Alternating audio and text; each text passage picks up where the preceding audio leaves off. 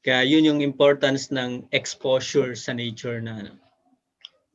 Kaya tingnan mo rin, yung mga lumaki sa province na malapit sa nature, saka yung lumaki sa Manila, ibang-iba yung yung heart expression nila. And it's clearly observed na ano. Kaya yun lagi sinasabi ni Father na as much kung nga pwedeng they should live in nature eh. Para sa ganun they can really understand the whole universe. And yun dapat yung goal ng mga scientists ba? Open sila spiritually in nature kasi para mas malaman talaga yung mas marami silang ma-search about nature. Sinabi sa naano ko lang ulit yun. Yung mga UTI conferences ni Father, lagi yung sinasabi sa mga sa mga philosophers, mga scientists na if you wanted to advance science and technology, you have to reconsider your connection towards God and open your spirituality. Kasi kung open mo kasi spirituality mo and then i-observe mo yung nature, ang dami pang hindi na di-discover na dapat kinakailangan. I think through sa spirituality makapagkaroon sila, makareceive sila ng inspiration or something, some kind of revelation. Understanding sa create ng bago. Yeah. Alam mo nung dine-develop ko yung coral anchor. Nagkwento ko na ba sa yun? Yung nag-create ako ng coral anchor na pwede kang magtanim ng coral, branch coral, tapos pag tumubo pwede mo i-transfer sa aquarium. Nung nung binabasa ko yung Ocean Providence yung mga speeches ni Father sa Ocean Providence na the way para magkaroon ng sustenance ng food ng tao, dapat ma-preserve natin yung ocean. During that time yung gumagawa sa Thailand, yung Kauai Providence, yun yung nagse-set up sila ng coral farming. Pero naumpisa na namin nun dito sa Eastern Samar. Ilang days sir bago buo? Ilang days bago mabuo? Corals? Actually yung 2 years na 2 years is 1.5 millimeter ang growth ng corals. 0.5. In 2 years time Mabilis.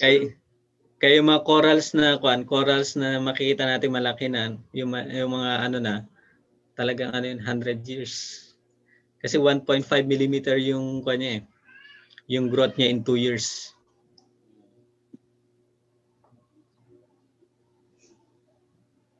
Tapos sisirain lang sa isang dinamita. Isang pagsabog. Sira na talaga sa amin. Daming gumagamit. Hindi na-realize ba kasi taga-dagat niya kami. Walang idea sa wala kaming knowledge na ganun eh. Except sa mga nag-aaral pero yung mga parents ng ibang hindi naman nila alam na ganun yung magiging situation basta magiging hanap buhay lang. Tapon na dinamita. Tapos isda na, lutang na agad, ang daming isda.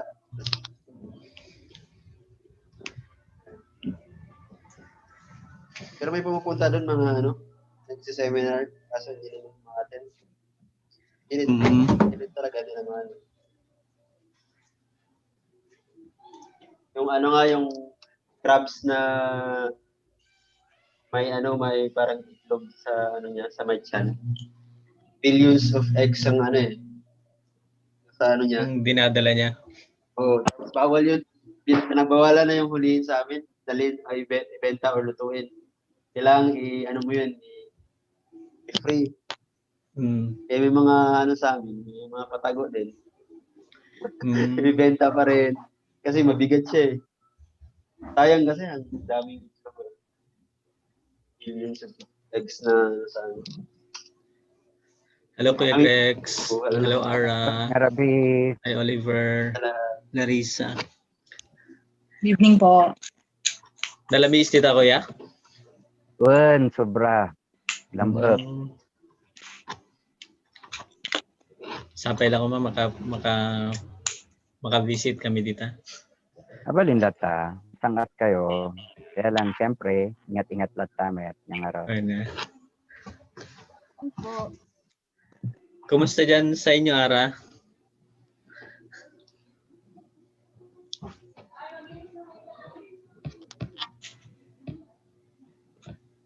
Kumusta ang temperature dyan sa inyo, Ara? Mabuti naman po. Saan yung location mo ulit, Ara? Sorry. Location Sorry, kuya. mo? Location. Ay, allocation. Nasa ano po, nasa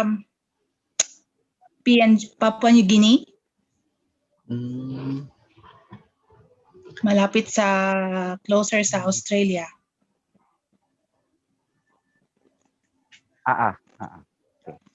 Andyan yung kaklase ko nung More high closer school. sa New Zealand. Talaga mo ta. Dapat malagip mo nga classmate mo ganyan Papua New Guinea, ha?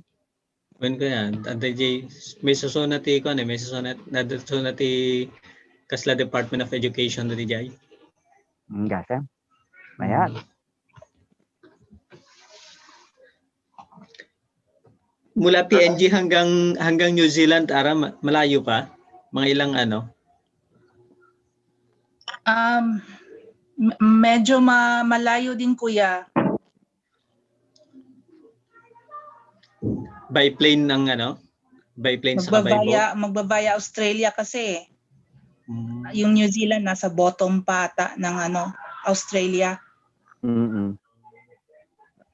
Gusto ko makarating doon kasi andun yung thesis ng kapatid ko sa Auckland University. Okay. Pero dito sa Australia, makaabot ka lang ng 2 hours via flight. Malapit lang.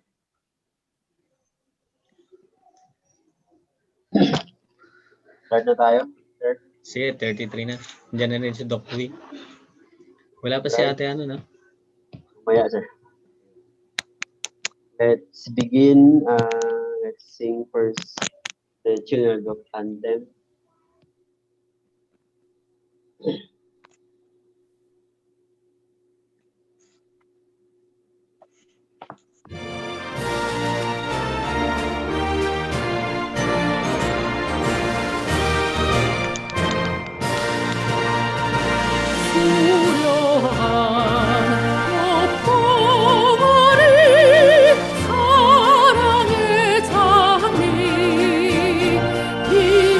비만의 새소식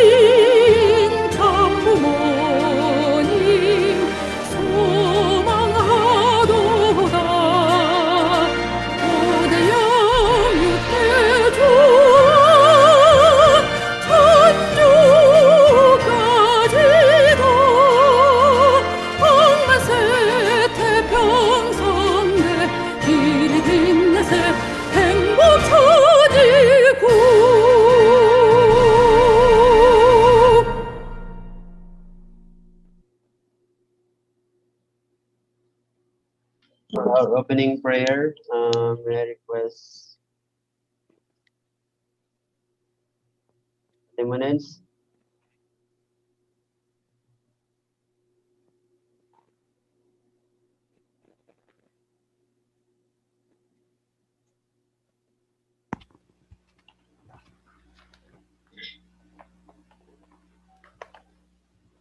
Okay. Good evening. Okay, please join me in my prayer. Sarang halbomanim, Chunjin Champomnihim Kamsamida, Sarangamida. Most precious loving Holy Parents, Father, thank you so much for this day that you give it to us. We so much receive your words, guidance, inspiration, Heavenly Parents, for this new week, Heavenly Parents.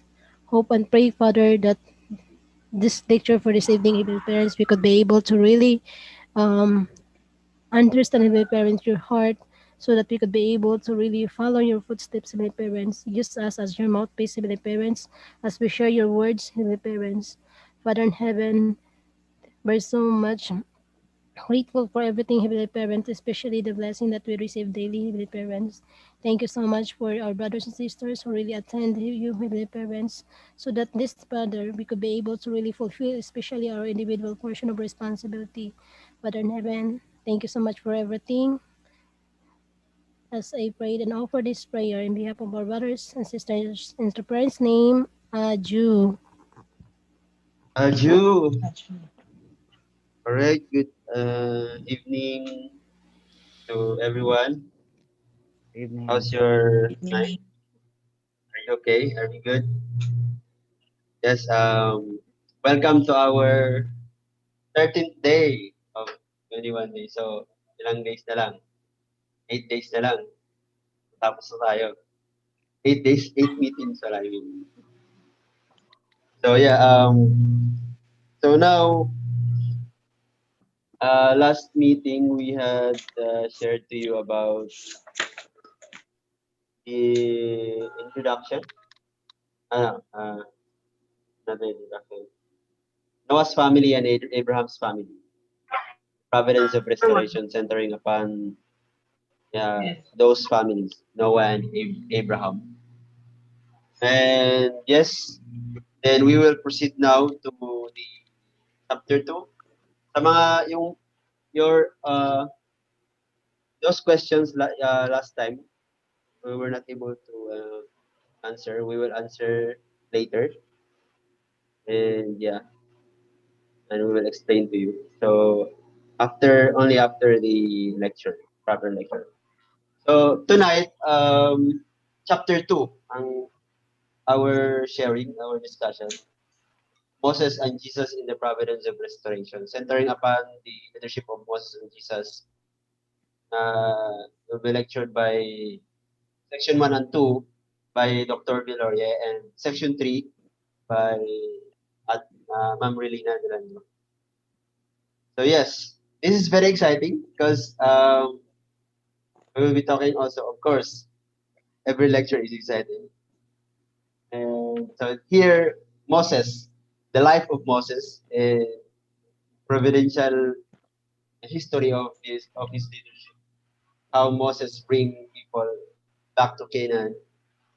Many things and those relationship of Moses between his mother, and also especially life of Jesus as well, the Messiah at that time 2,000 years ago, and how he was, how his leadership was being happened. So what's happened? So without further ado, to give us the lecture, I think the term is ready now. So to give us the lecture of the chapter 2, section 1 and 2. So without further ado, let us all welcome and give a round of applause to Dr. Reginette Viloria. Welcome, Doc. Good evening po. Sorry, uniform pa ako. Pangatlong school na to. Kasi kanina Wow. morning, FEU. Ngayong hapon, San Beda. Ngayon, ano tawag Wow. sa atin? UPTA. So, hope you will enjoy me. Slide share na po. Permission to slide share. Yes, Doc. Thank you sa hard work mo, Doc, for giving us time. Para sa ekonomiya yung kanina umaga at hapon. Ngayon para sa heaven. Okay, so can you hear me clearly and is it clear? Can you appreciate my slides? Yes, Doc. So the objectives is for us to discuss in the Providence of Restoration the Moses course, determine in yourself the Moses characters and correlate in the current time 2020 in your normal the Providence of Restoration. So chapter 2 is Moses and Jesus in the Providence of Restoration. So my task is about Moses. We have learned from the past lecture that in the Bible, most of it are parable, but its secrets of God's work of salvation must be revealed. So this is the time it is already being revealed. So how can we understand the Bible, the first Old Testament and the New Testament? We cannot understand it without the principle behind God's providence. So if you're going to read those, most of the interpretation, it depends on who is reading, right? So now because we know the divine principle that was revealed to us, then we can understand what is being, what is our assignment, what is our task, or what is being the essence of the Old and New Testament. Okay, so providential courses of Jacob and Moses. So if we say providential, so they are the one courses that is the parang pathway. Sorry. So it looks like a pathway. So ito po, the Jacob and Moses is the providential course of in preparation of Jesus course. So my task, ako lang po yung kay Moses. Si Ma'am Relina, siya yung kay Jesus. Okay? So the model courses for bringing Satan to submission. Every time, since in the beginning, right? It is always because of that fall, we need to reverse everything. So these courses from Jacob, and then you have finished that, then now it is the Moses. So look at this. Jacob is the symbolic courses. Moses is the image course. Jesus is the substantial course. What does it mean? So they are all in symbols. So this is supposedly, because it is the course that Jesus passes through, or yun yung tatahakin niya, the pathway. So image is more or less, you have an idea what is that. Substantial is objective. That must be it. It must be it must be done already, objective. It can be seen, it can be touched with all our five senses. Okay, so that is a model course for Israelites and humanity.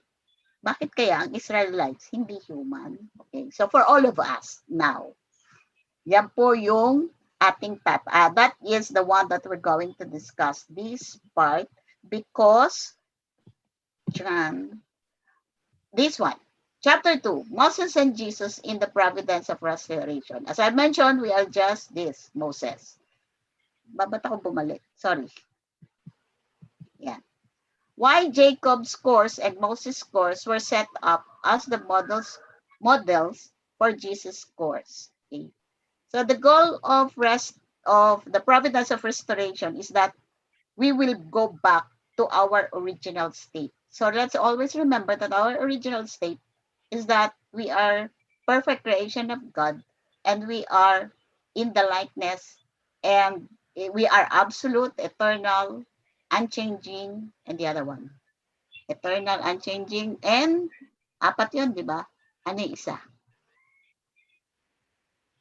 Eternal, absolute, unchanging. Yes, Ma'am Ara. Ay, para akala ko nag-ano ka. So therefore, di ba? So we are in the likeness and the image of God. So yun po ang parating, we will always think of that. So any central figure, that is their assignment. Okay? So goal of the providence is to bring Satan to voluntary submission. So the providence of restoration is that the work of Satan and all the other things that he has done, they should be voluntary submission. Indeed, we will not coerce, but they should be voluntary. And they will be, and God will be his master and us, okay? So Jesus, as the Messiah of the second coming, must bring Satan to submission. So what is the pathway? Though what will what is the Messiah, Jesus, will pass through? It is the courses of the first one, yung Jacob, then we have here the Moses. So that is supposedly the path of Jesus, the Messiah, and in preparation of the Messiah. Okay, so look at this. God, Jesus. So what is the God is a representation of Jesus is the representation of God, because Jesus is the only begotten Son. So what is his purpose of being the Messiah? To subjugate Satan, right? So what are the courses in preparation for Jesus? It is Jacob and Moses. So Jacob, it is at the family level. This Moses is supposedly in the national level. What are their purposes? All of them, their purpose is to subjugate Satan. So if the Messiah Jesus is have been victorious in subjugating Satan, then all humans can be saved. Okay, so that will be the course supposedly of all human like us who are fallen. Okay, so this is an overview. Why? Look at this. As I mentioned a while ago, si Jacob family level. But Moses is supposedly to the national level, foundation of faith. Why po? Because the satanic world is now it's not only in the family level, but it becomes bigger. But unfortunately, they grow more than us, okay, than the chosen one, yung good supposedly. So this part now is supposedly the Israelites should follow Moses, and then there is already a national, they become a nation. Okay? Ito po, Israelites, dapat supposedly, ito ang blueprint. This is supposedly the blueprint. Israelites should follow and be united with Moses. Why? So that there can be a national foundation of faith.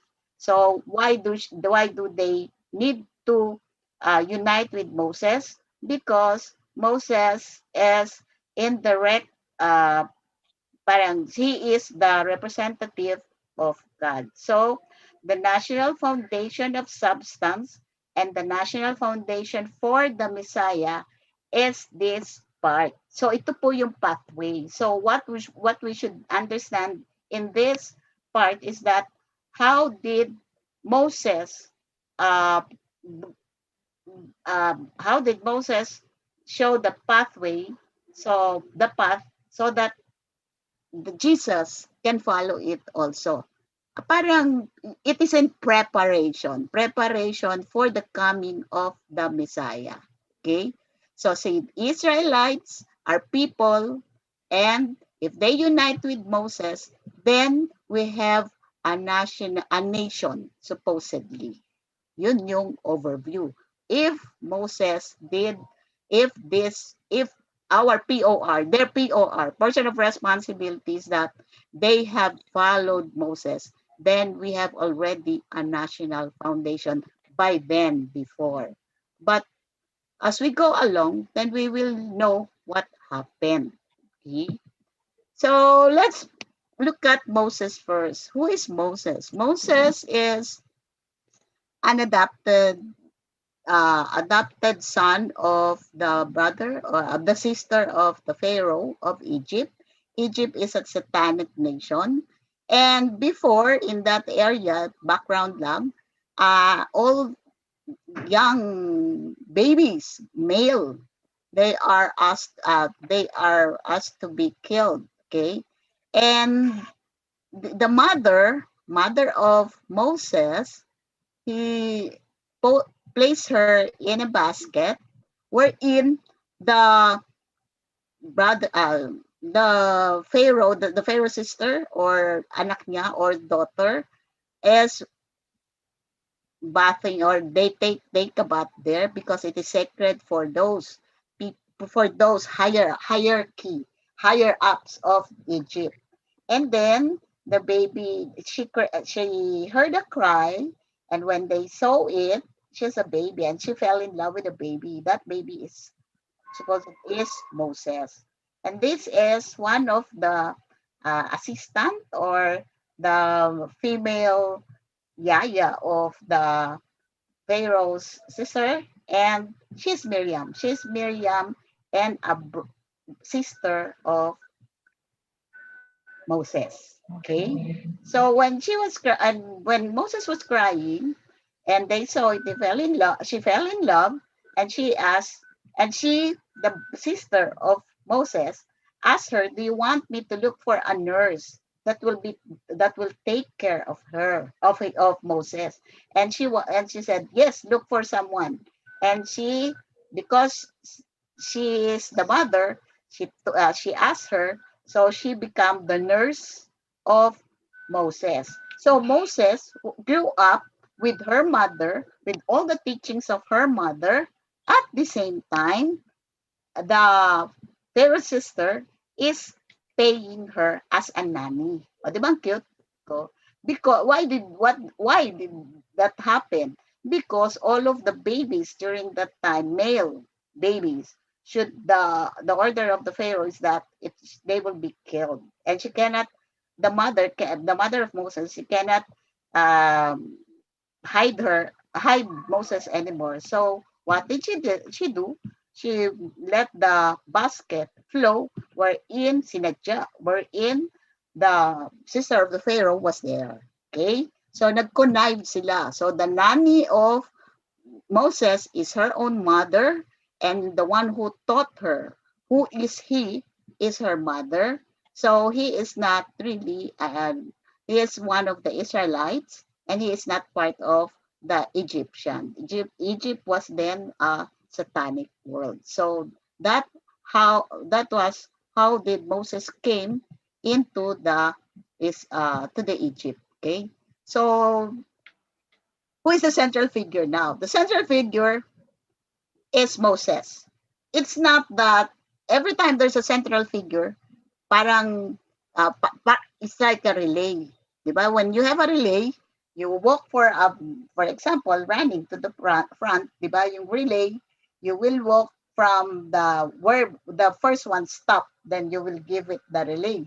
Hindi po ganon. Every time there's a central figure, they start from scratch. You always start from scratch. So this is it's bigger, and it becomes bigger. Look at remember Jacob. Jacob was in the family level, So what is the scope of Moses supposedly a yung kanyang his um in the ano yun, his kailangan niyang gawin, what would he do after the family? Saan napupunta supposedly? It's that community. It's a national level. So if it is national level, it is mas mabigat, di ba? It's more hard for Moses to do it because it's a national level. So as you prolong, so pag kayo before from the family to from individual to family to national, he cannot Jacob cannot pass it through him. She should start from the beginning. Where did it start? It started from when 40 years of his life in the satanic world nation that is Egypt. So it is harder for him. Okay. So this one, what is that now? Hindi na family. So national foundation of substance and national foundation for the Messiah. So Moses' function is to liberate the Israelite so that he will have God will have a nation supposedly. So that is a national foundation. He has this people sovereignty, and what else? The Moses course is a foundation for the Messiah. Who is the Messiah who is to come? The only begotten Son, Jesus. Okay, so this is the function or supposedly the role of Moses. So it is harder and it is heavier function role. So look at this foundation of faith. So Moses, because he grew with her mother, so he has all the teachings, the good teachings of the he is a chosen one. They are good. They are different from the Egyptian. So Moses is represented by God So Moses represents God. And what else? He prefigured Jesus. So he's in his 40 years in the Egypt. He was supposedly to maintain his identity, his portion of responsibility. By how? By her mother. He was taught, he was being taken care, and all the teachings that was taught to Moses as he grew up is the teachings of her mother. So this is the one that uh, molded Moses. So he knows that he is different from the environment inside in Egypt. Okay? So these are the age of providence to lay foundation. From Abel, remember Abel was a success, although he was killed, but he succeeded in giving those um, yung kanyang offering to God.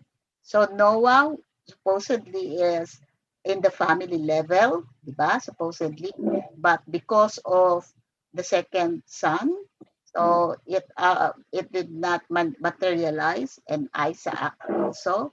So these are the symbolic offerings. So these are the age of providence to lay foundation for restoration. This is the foundation that supposedly Moses is about to, this is our family. So in his time, that is supposedly to be in the national level, because in this three, it is supposedly a success in the family level. So ano na po tayo? Then we go to the national level. Okay, so the foundation of faith, who is the central figure? We should unite with Moses, like now, who is our central figure, through parents.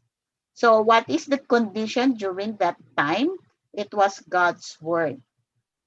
indemnity period dispensation of 40 to separate Satan. So when was that? Moses' first 40 years since birth up to 40 years old, he was in Egypt. So that is the time he will separate from Satan by how? By her mother who is teaching him all the good things. Okay? So on that year, sa 40 years na yon, upon entering the age of the Providence of Restoration, God worked to lay the national foundation of substance through Moses. So look at this. Cain is, remember Cain and Abel? Cain killed Abel. So supposedly the function of Cain is to unite with Abel. This time, who is the representative of Cain? It is they are the Israelites. So the Israelites should unite with Moses because Moses is a prefigured, or it is he was assigned, okay, to free Israelites, and he is a parent of the Israelites, and he is also a child of God, and he is a child growing to be Jesus, supposedly, like that. Okay? Parang gano, that is the supposedly the course. Those are the assigned function, or that is what Moses should have done. So these are national indemnity condition to remove the fallen nature. Who will lead them? It is Moses. Moses has been separated for 40 years from Satan in Egypt. Okay, what is the representation of Israelites? They are Cain. They are the Cain one. And what is Moses? What is Moses supposedly he is a parent to them, and a child, Abel. Why child? Because it is Moses' course will be the course of the coming Messiah. Who is the coming Messiah? Si Jesus. Yung mamayang lecture. So these are just the parallelism. Okay. So if we're going to look at it, national courses to restore Canaan under the leadership of Moses, it was just compared. So Moses' course, what was the satanic nation? It is the Egypt, whom Moses will free the Israelites. What did he do to free the Israelites? He showed miracles and signs. And where did they pass through the Red Sea, and they cross the Red Sea, and they pass through the wilderness until they go to the land of honey and milk, fat and milk. So this is their destination. Okay, so this is Moses' course, and look at that, because Moses' course is supposedly the course of Jesus. Okay, so in preparation for Jesus' course. So Moses is the central figure, and this is the satanic world, and this is the one he will free, that should follow Moses. So this is this is we, the Christians. So he showed Moses, in order to free the Israelites, showed miracles and signs, and they crossed the Red Sea, and they passed through the wilderness before they reach the land, the promised land.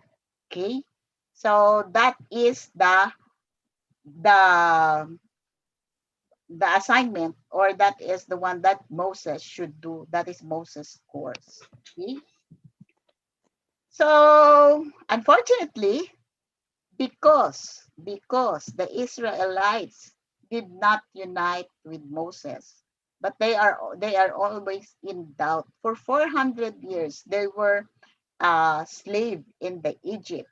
Supposedly, this is the time that they will be freed. And as a habit, iba habit, they don't know, they like, they want, they are used to be a slave. So it's if it is a habit, it's really hard to remove it, especially if you have it's that habit is since birth. Okay, if we say since birth, I know we don't have any, we don't think yet when we were, it's a just a term. So kung simula pa nung bata, since we are young, that's already a habit, then it's really hard to remove it. Okay, so they did not follow Moses. They did not unite. So it was prolonged for 3 times. Okay. So these Israelites, they are the one, if they just unite with Moses and believe in Moses, then they supposedly it is already in the promised land. Why supposedly, why did this happen? Remember the POR from the beginning of our lecture until now. It is always the POR, the portion of responsibility. That's the reason why uh, God knows. He can foresee what will happen because He knows our heart. But we have to fight for that because of our POR, portion of responsibility. So the Israelites did not do their POR. So the first national course to restore Canaan. So Moses. The central figure is Moses. What is the condition? It's God's word. So indemnity period is 40 years in the Pharaoh's palace. That is dispensation of 40. Okay. So he was there for the first 40 years of his life. You know, before, they just don't live in around 100. They live more than hundreds. So yung first 40 niya, it's like now, diba? They say, life starts at 40. Maybe in Moses' time, life starts at 42. 40 TOO also. Because for his, di ba, true father is an engineer. He will very much enjoy, all in our Bible, yung first New Testament and the Old Testament, there are always numerical significance, right? So yung 40 years in Pharaoh's palace, dispensation of 40. What happened during that time? So during that time, Moses is in the satanic environment, but he should fulfill his portion of responsibility. So during that time, he is building his foundation of faith. Through what? Through her nanny. Who is her nanny? Her nurse, her own mother. Okay? Her own mother is being salaried to nurse Moses. He is the tutor and everything. So Moses knows everything about his identity by then. So he knows that he is not among the Egyptian. Okay. So where did he grew? He grew in the Pharaoh's palace. Okay. Pag nasa Pharaoh's palace ka, you're like a prince. He is a prince. Okay. So this one day, however, because of the faithlessness of Israelites, what happened? Because Moses grew in the palace, the Israelites then were slaves. Okay, so these slaves, they are being maltreated. You know, slave aliping sa gigilid. Okay, and then they are being maltreated. And because Moses knows that he is one with them, and according to Israelites, they know Moses, who is one with the one in the Egypt, so yung satanic people. But one day, when he saw that one of the Israelites, supposed is being maltreated by a soldier who is an Egyptian, he he he saved the Israelites, the slave one, and killed one of the guard or ano ba yun? Soldier. Okay?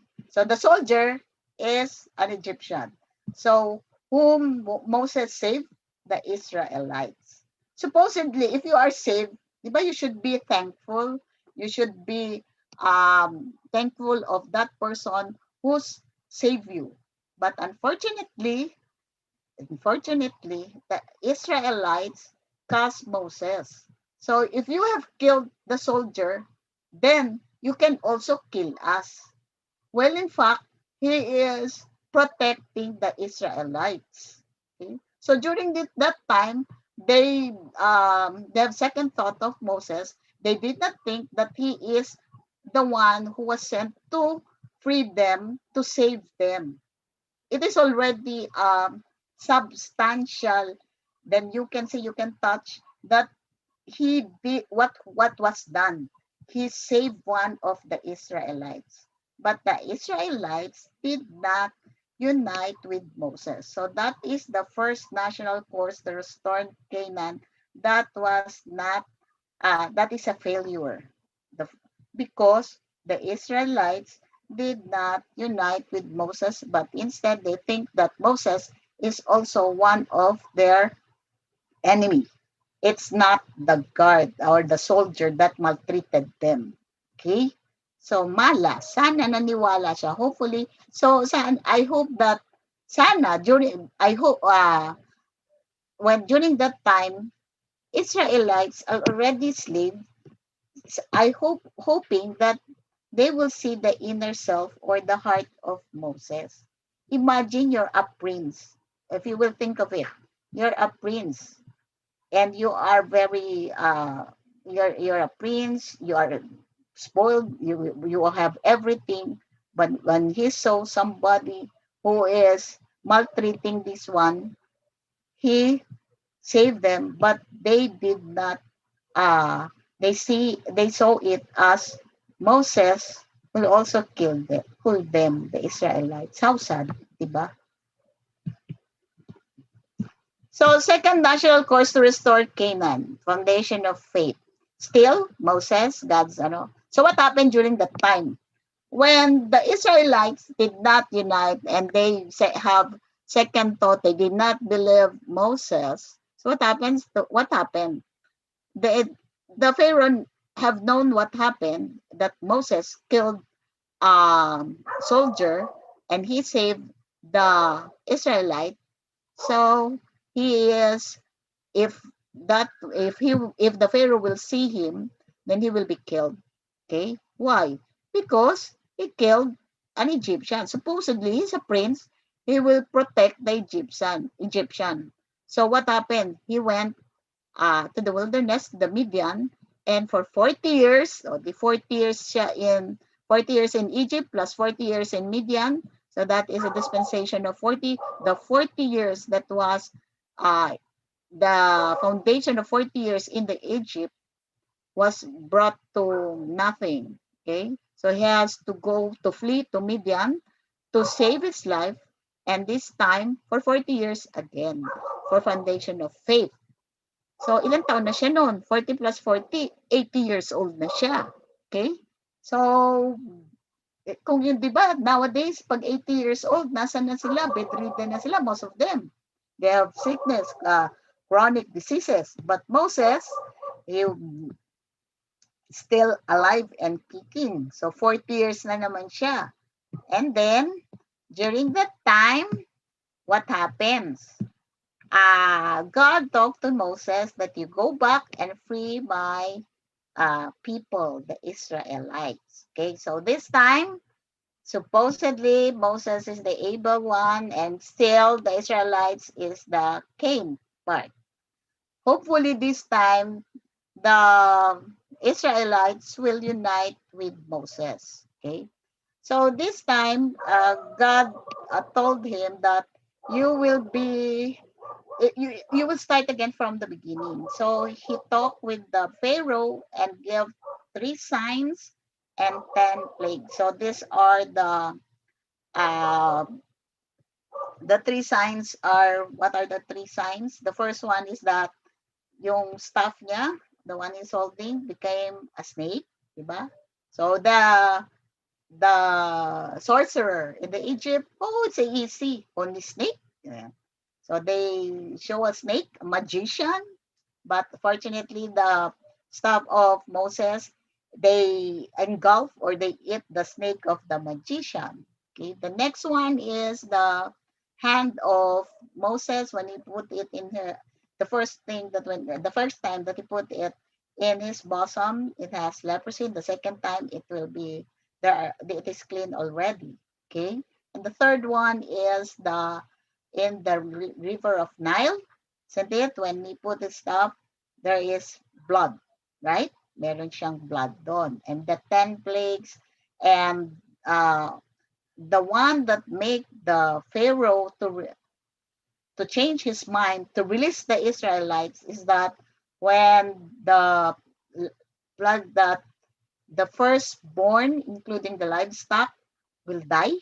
Ba? So the Pharaoh's first son, isn't it, died, and then that's the time that the Pharaoh released the Israelites because the the son died.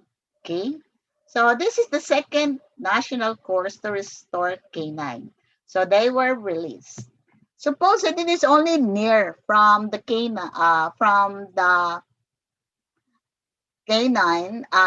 Canaan, malapit lang yun. It's near than Egypt. Siguro mga 21 days only.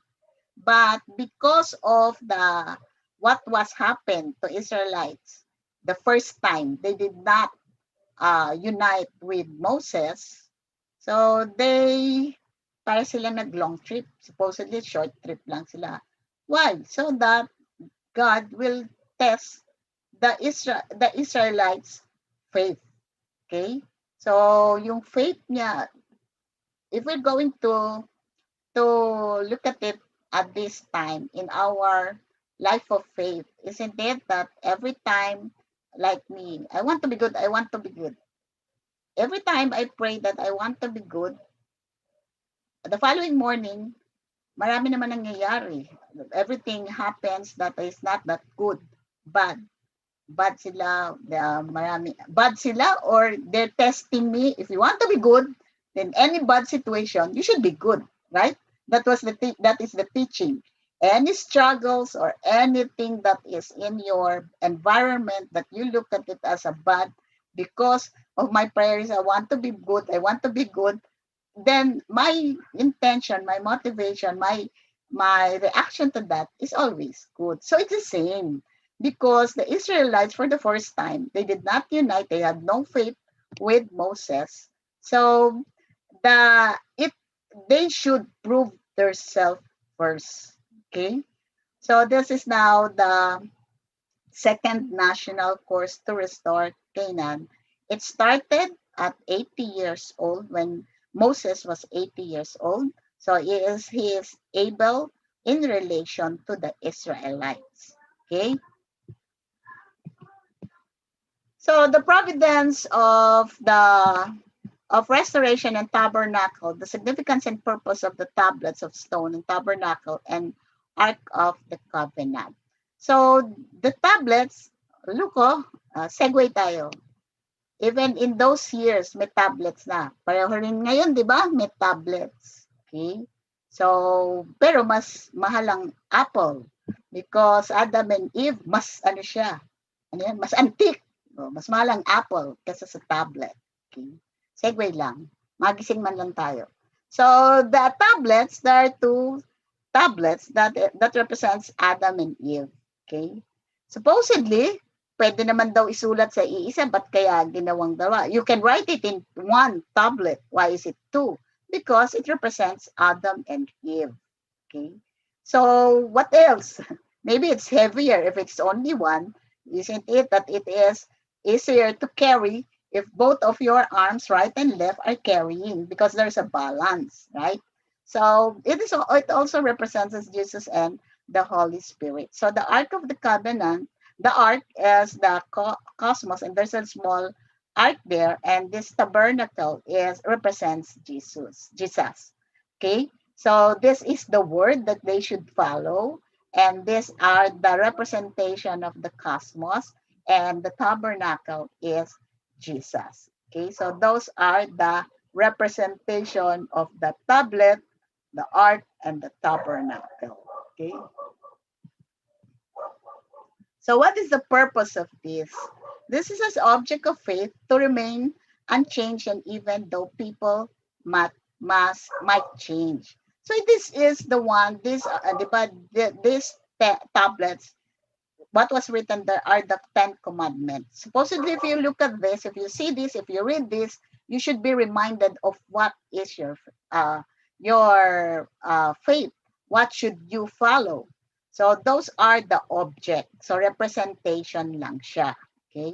That you must be, your faith, hindi dapat, it will not sway. It will always be directed. Okay? So anything that will happen to them, their faith should not be changed. It must remain faithful.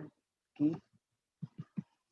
So the first and second foundation for the tabernacle, what happened to that? So Moses fast for 40 days. 40 days lang Okay. So when they were in the wilderness, I told you 21 days lang they should be in their designated place, but because of their faithlessness in the first attempt, so they went into a round trip, yung longer trip, to test their faithfulness. So when Moses fasted for 40 days, the 2 tablets of stone was given to him, and the people, when after the fast, he is carrying the 2 tablets, and for 40 days lang 40 days na wala si Moses. Moses was on top of the mountain for 40 days only. So what happened with the Israelites, the people? When the 40 days fast was over, Moses received 2 tablets of stone. However, Moses saw the faithlessness of the people. What did they do? They drink, they have the idols, they do what they were used, their habit of doing before in Egypt. That is a satanic world. So Moses got mad.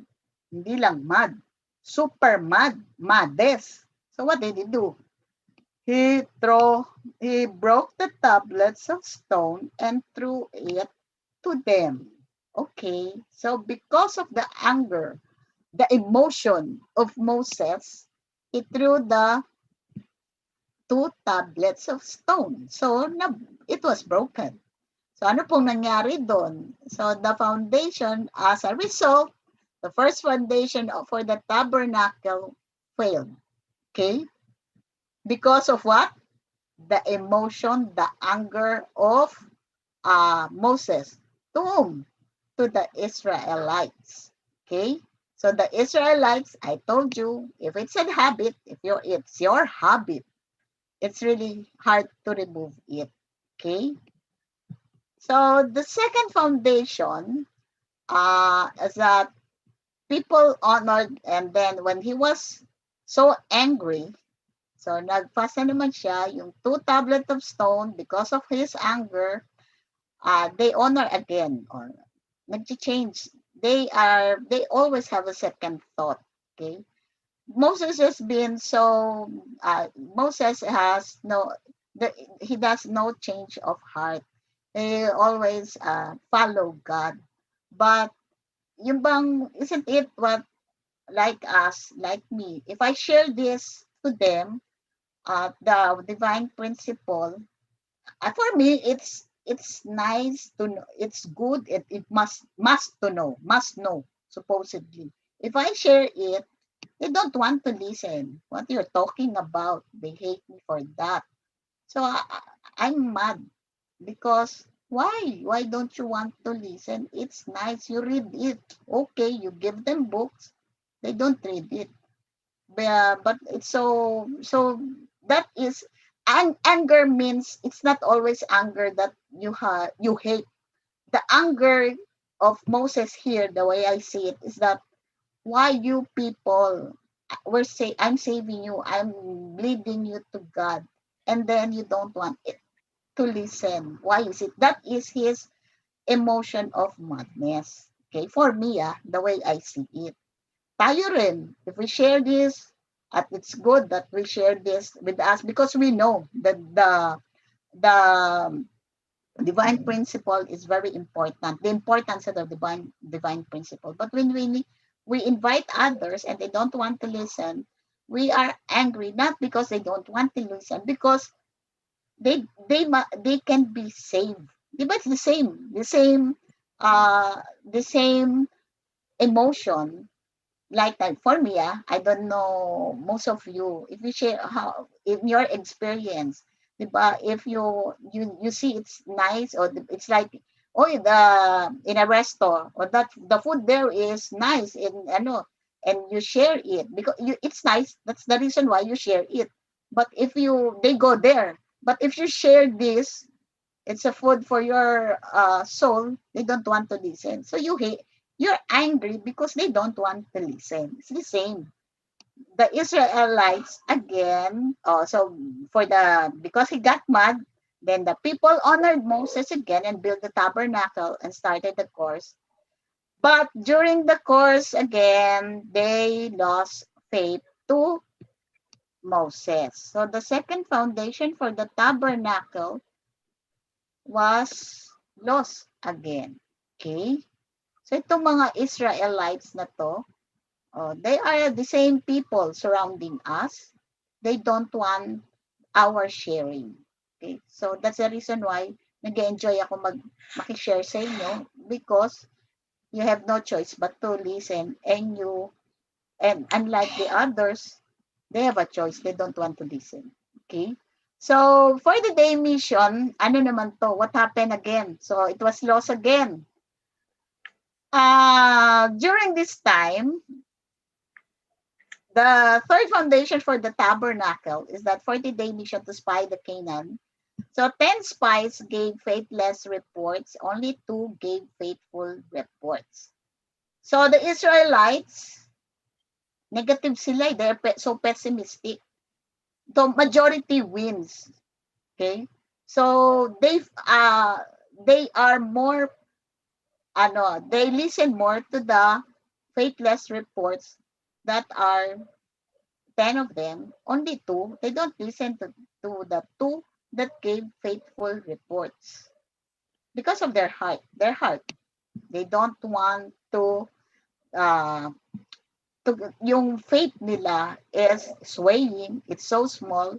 If it isn't it was written in the Bible, if you have a faith that is as big as a mustard seed.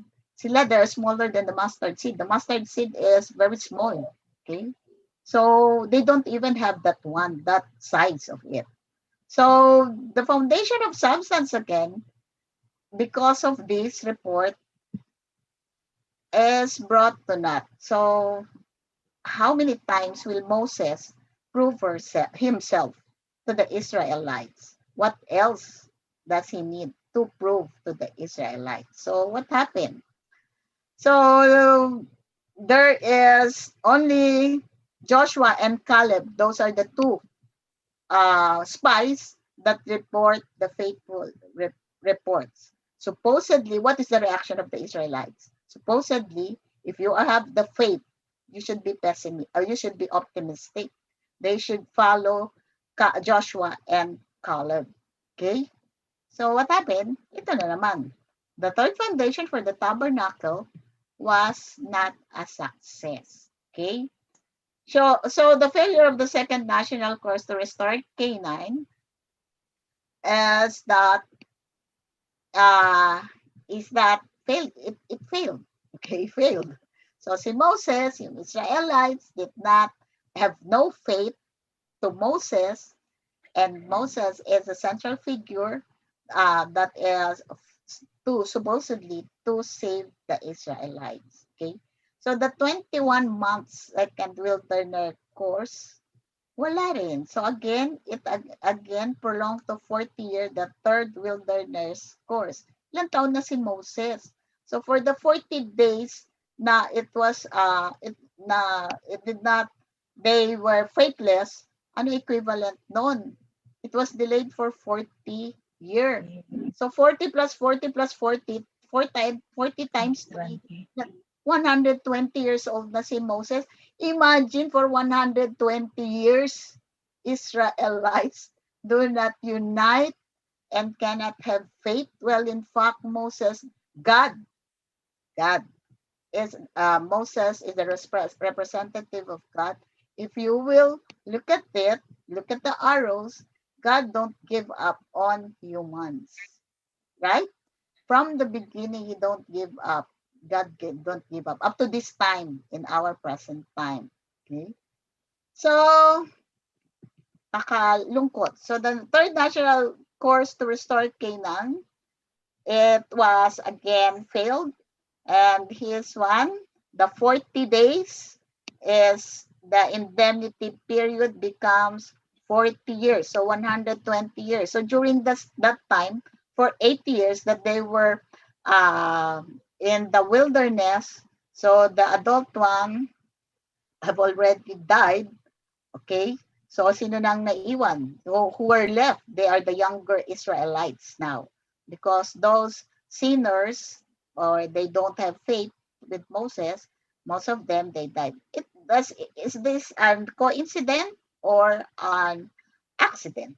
There's no coincidences. Everything happens for a purpose. So the purpose of this is that to filter those sinners that don't believe or have faith with Moses. Okay, so as a result of the failure of the mission to spy out the land, the people had to wander in the wilderness for 40 years. So 1 year for each, in order until they returned to Kadesh Barnea. Okay, so for Moses, 120 years old na siya. Again, nakakalungkot na, tanda na niya, no? It's already old.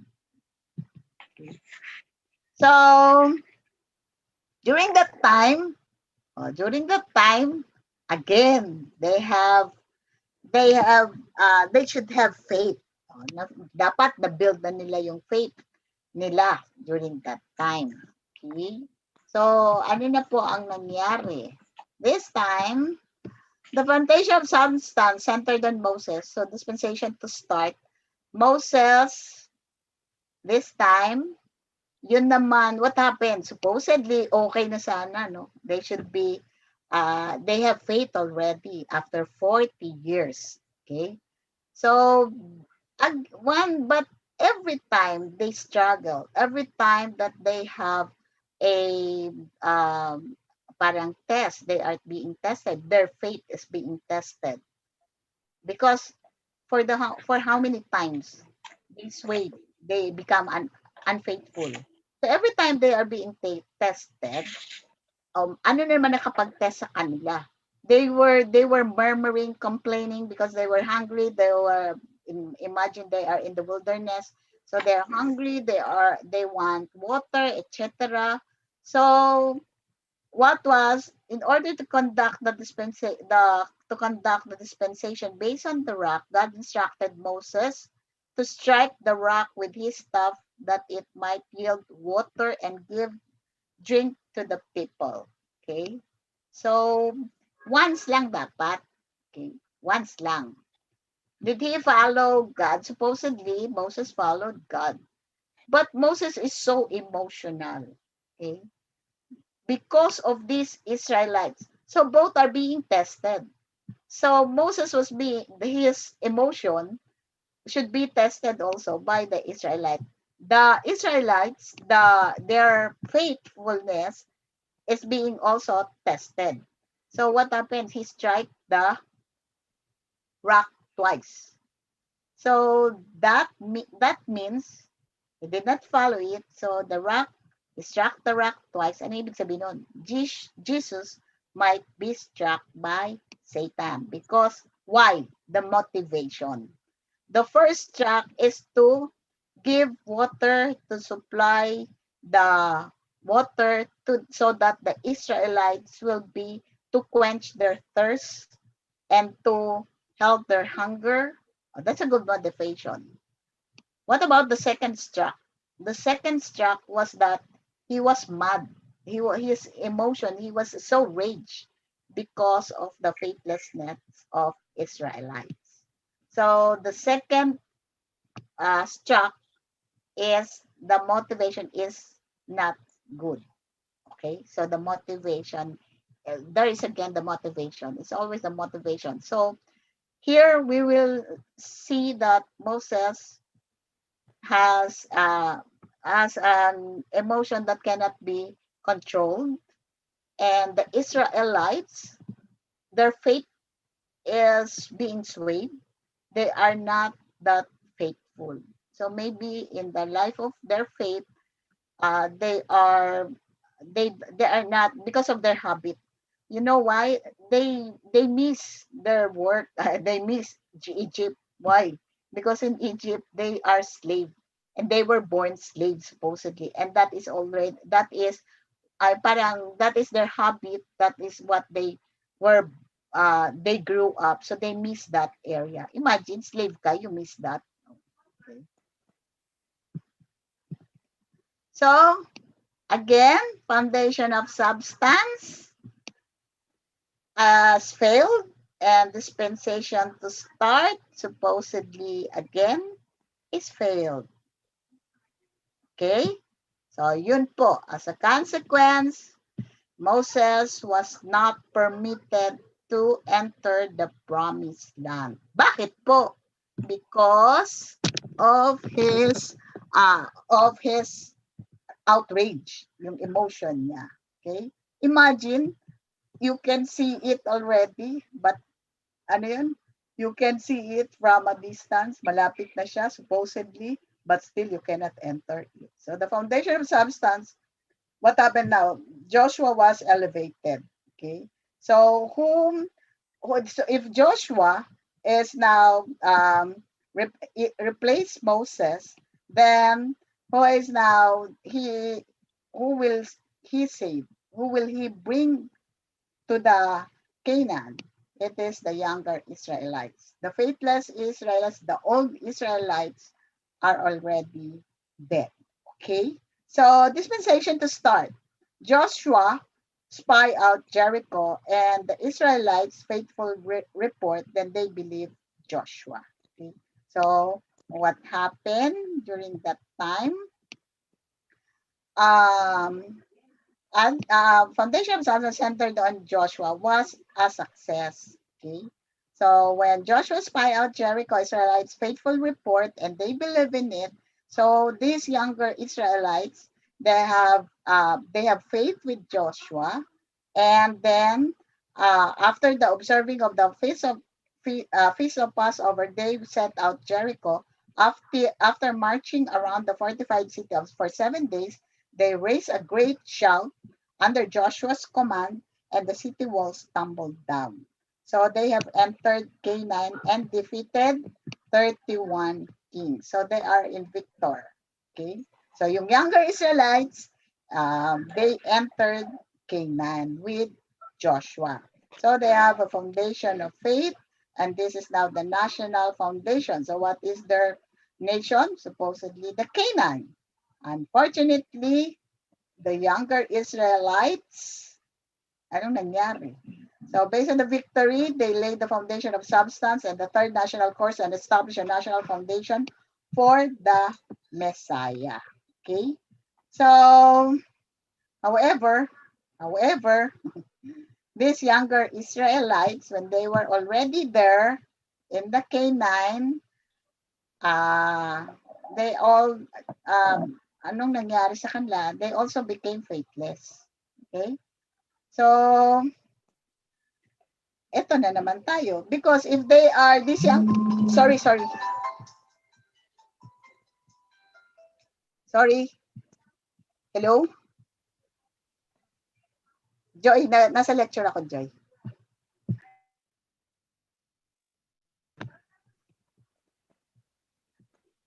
Sorry po. Sorry. So, talagang if you are born, ano bang namang, what happened now? When they were there already, in the Canaan, the younger Israelites, they become fallen also.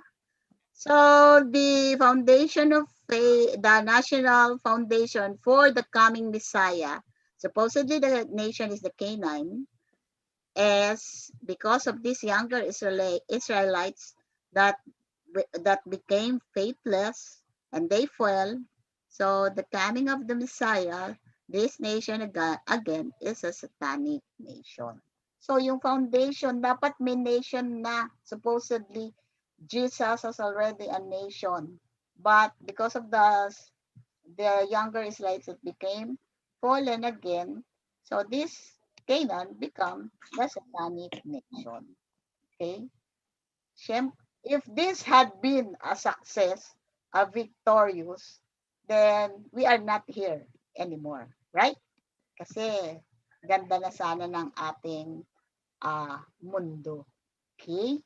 So more or less, that is Moses. What have we learned? We learned that if someone, we don't know, diba? We don't know who is our supposedly, they call it angel in disguise, or the one who will save us. Okay? So we should know we should know how to decipher. We should know from our heart who is the one that will help us, who is our Abel. By the fruits you shall know them, right? So when I met the movement, where I read and studied the principle, and I saw there's nothing bad about the principle. In fact, it is an enlightenment. Although I don't memorize the Bible. I don't even read that much the Bible, only if I have an assignment before. Okay, so the faith, our faith should not sway. We should, if we build a faith that is supposedly, it will not, for now, a faith that will not be disturbed by any struggles or any pagsubok, anything that is bad in our surroundings. We should know how to react. In short, we should follow what is the teaching of true father, isn't it? That when he was in the, saan ba siya? Sa prison, di ba? Naging friends niya yung mga bad guys. They became friends. And he also, when he was in Japan, in father's course, he goes out at night and he befriends with a prostitute, right? So anybody should be saved, because as the teaching, everybody should be saved. Okay, so but if we are with them, we should maintain ourself. We will not be swayed by what is, kalba parang peer pressure. There's no peer pressure. So what else? Moses did not lose any faith, but because of his anger, God was frightened because of his anger.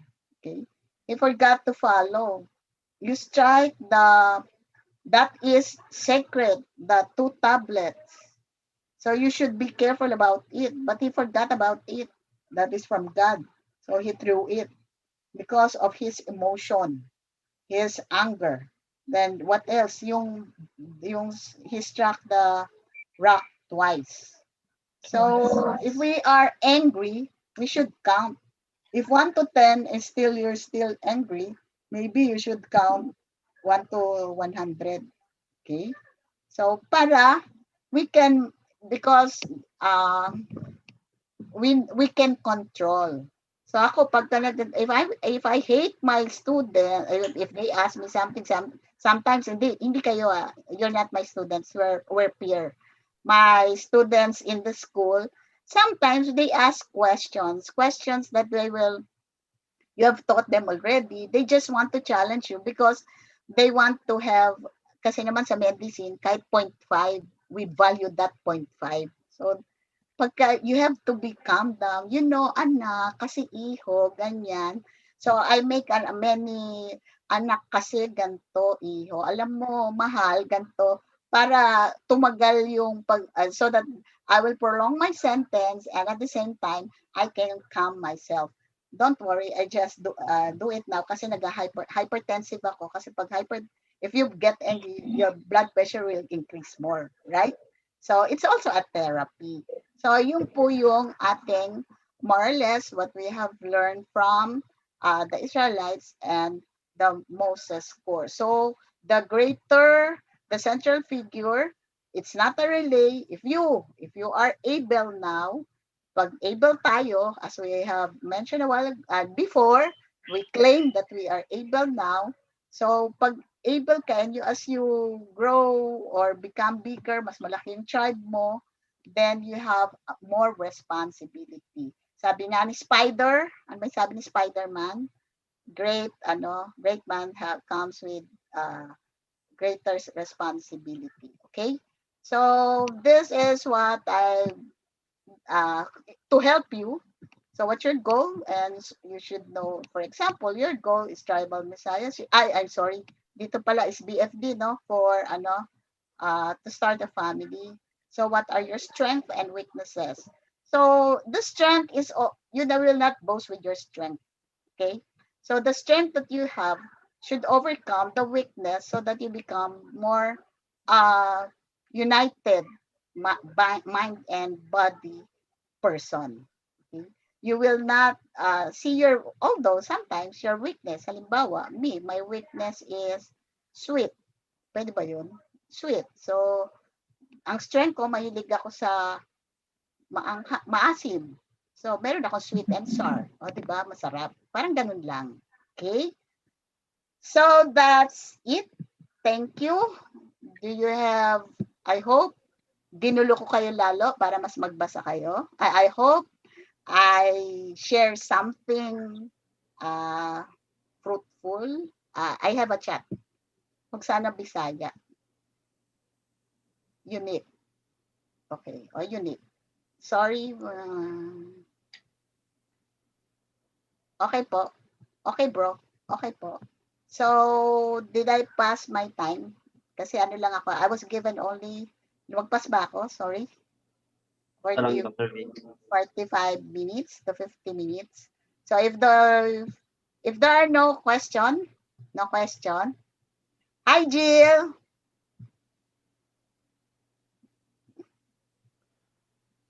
We are the only one pretty here, but you're prettier. They are beautiful and handsome. We're the only two who are pretty. Diba? Yes? Yes, Sephora. All right, let's give a hand to Dr. B. Let's give a hand, brothers and sisters. Yes, thank you, Dr. Thank B. you. So that is Thank the you. sad story, history of Moses. How many times it was prolonged, actually, yeah.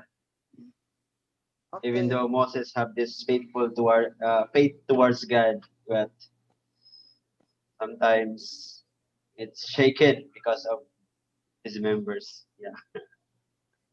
Yeah, the relationship between the leader and the members is very important. Anyways, your question later. So we will proceed now to the next lecture about the leadership of Jesus. And let us all welcome Ma'am Relina P. Doledo. Let's give a round of applause.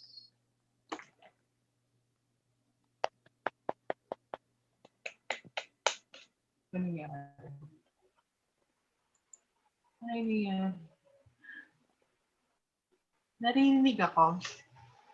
Yes po. Yes, Ted. Narinig ako. Yes po. Mag-share muna ako ng screen.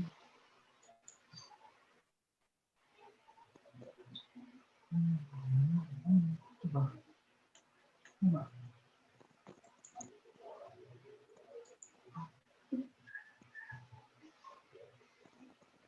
Kinabahan ako bigla. Nandun si Doc B. Kinabahan ako. Okay, alis na ako para if you have question, Ma'am Good evening. Relina and Sir Herwin will answer it Hindi for po, me. hindi po. Pwede Zoom fatigue na rin po ako, maghapon na ako. Okay lang? Permission to leave? No, no. No, Doc, okay. Okay, yes, you can leave, Dr. V. Thank you so much, Nag-video Dr. ako, V. Doc. Alam kong pagod ka na. I'm sorry kasi thank you. Sorry kasi maghapon na ako nasa Zoom. Yeah. Okay, thank you. Thank Yes. you, Dr. V. Thank you. Thank you din po. Sa uulitin po, Doc. May pahabol pa rin. Naya tuloy Ayan. ako. Ayan Parang tuloy. pinaalis ko. Parang tuloy. Ayan tuloy. Baka magkamali ako. Okay. Good evening. Good evening. Let's continue sa Providence of Restoration under the leadership of Jesus Christ. That's section 3 of the chapter 2 of the second part of the divine principle. So we have learned about Jesus in part 1. That's chapter 4 and chapter 7 as the Messiah and as the Christ.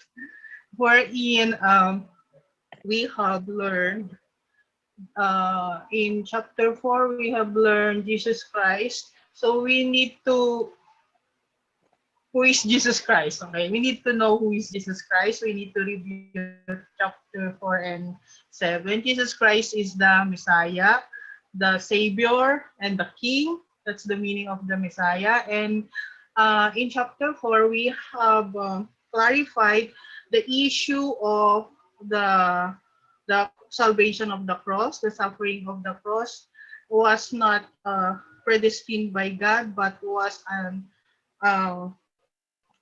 alternative course because of the faithlessness of the chosen people of Israel. Instead of accepting him and believing him as the Messiah, they delivered him to the cross. They were the ones who shouted, "Crucify him!" Ganun eh. Sila yung nagsabi actually. And that's the sad story about Jesus Christ. And then again, in chapter 7, we have continued to learn about Jesus, and then we have clarified the divinity or humanity of Jesus Christ. And we have learned that Jesus Christ is a perfected human being, individual level, who manifests the nature and characteristic of God. And that we also clarified the Trinity, who are the original Trinity, and that the relationship of Jesus, the Holy Spirit, and humanity in chapter 7. Also in chapter 4, we have also clarified the reason why Jesus' mission as a Messiah was have been a failure, and that was the faithlessness of John the Baptist. So here in chapter 3, we are now to learn the leadership of Jesus Christ in restoring the providence. And the main purpose is that, of course, just like in the previous central figures of history, it is a course to subjugate Satan. And as was explained in the previous section, the Moses' course, Jacob and Moses' course, is to prefigure Jesus Christ uh, uh, to on how Jesus Christ on how Jesus Christ on how to subjugate Satan by through the advent of Jesus Christ when he came. So Jesus came as the second Adam to personally bring Satan to submission and establish the kingdom of heaven. So he is the second Adam. The first Adam is our ancestor Adam, the partner of Eve during the time after the creation, the first human ancestor. And because they failed and they committed the fall, all of human history, all of the providence of history, the providential history are meant to prepare for the coming of the second Adam. This is in the person of Jesus Christ, or Jesus Christ is it's said to be the embodiment of the word. So Jacob walked the symbolic course to bring Satan to submission, while Moses walked the image course. Their courses pioneered the way for Jesus to walk the actual course as the substantiation of the word. In walking the worldwide course to subjugate Satan and to restore Canaan, Jesus followed the model demonstrated in the national course to restore Canaan when Moses was walking to subjugate Satan. So in Moses' course, there are three courses. So since Moses prefigured Jesus Christ, so there must in Jesus Christ's time there is also a possibility that there would also be three courses of dispensation. So let us begin, or let us learn if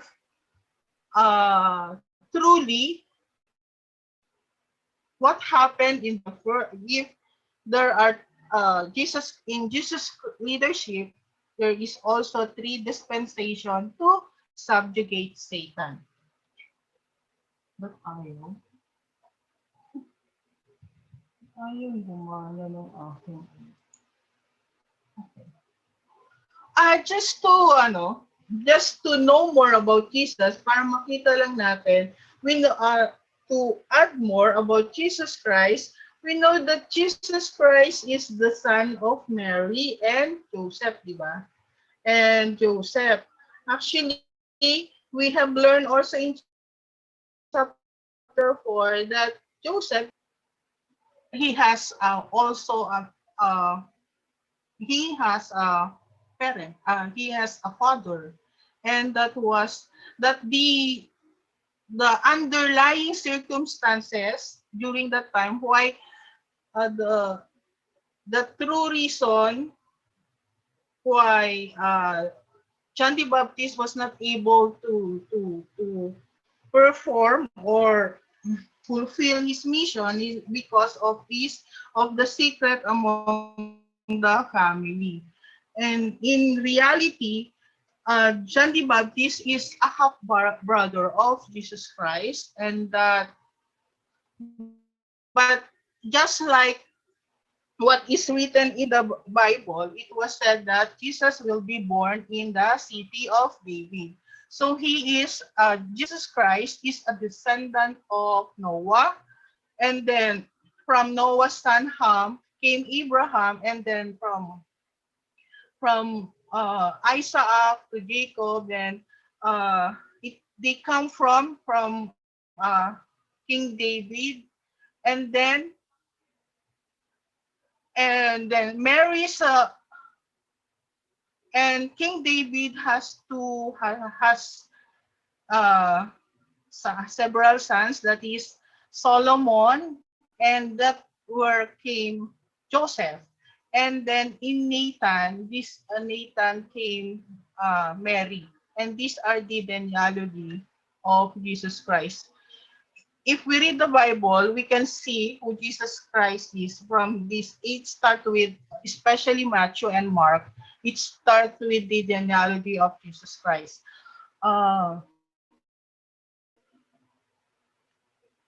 One is the from Mary, and another is the genealogy of Joseph. But if we can see as the principle taught us, we can also see that Zachariah came from David because of because he is a high priest, right?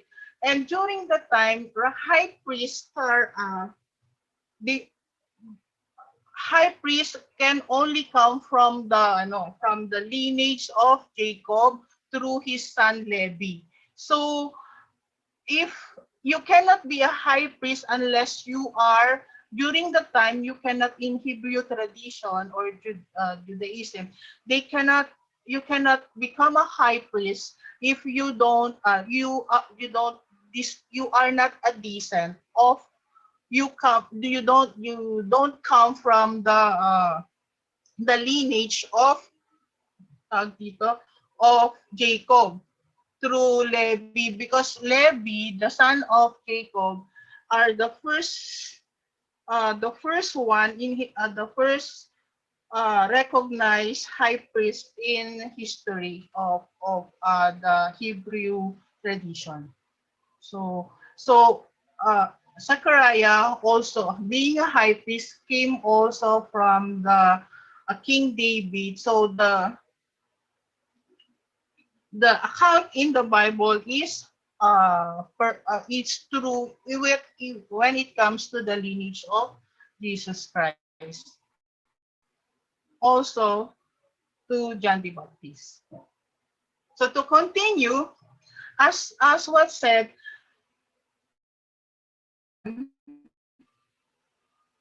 to restore, for the restoration, to subjugate Satan, also in Jesus Christ, let us now learn the first worldwide course to restore Canaan. So, as we have learned, there must be the foundation of faith, and the foundation of substance must be laid. So, in order to lay the foundation for the coming of the Messiah. In the first worldwide course to restore Canaan, the central figure entrusted with the mission to restore the foundation of faith was John the Baptist. So John the Baptist is the central figure to restore, is the central figure to lay the foundation of faith. In here, John the Baptist has dual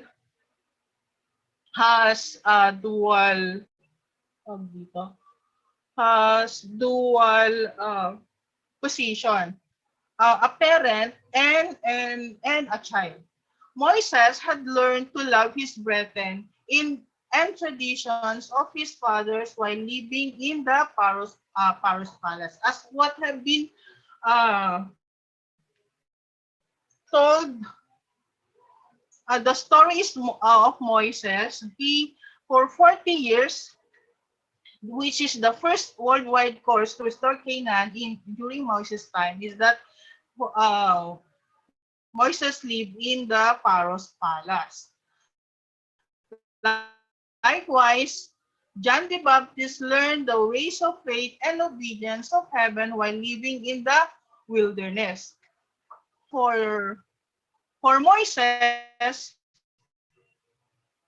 it's like living in the wilderness, because Pharaoh's palace is the enemy's it's the enemy's place. Kumbaga, baluarte ng enemy yung Pharaoh's Paros Palace. While John the Baptist, being the central figure for the first worldwide dispensation, living in the wilderness. That's why he went. John the Baptist knows somewhat knows this because his father is a high priest, and that it is written that this is how they should live, just like Moses. So they learn so much about the Torah, or yung Old Testament Bible. You somewhat like the Old Testament. The Torah that we're talking about is the scripture of the Hebrew and Judaism, the Judaism. And then and it looks like it is similar to the Old Testament. What is in the Old Testament? So they learned so much of that. That's why they knew John the Baptist went living in the wilderness. So that just if you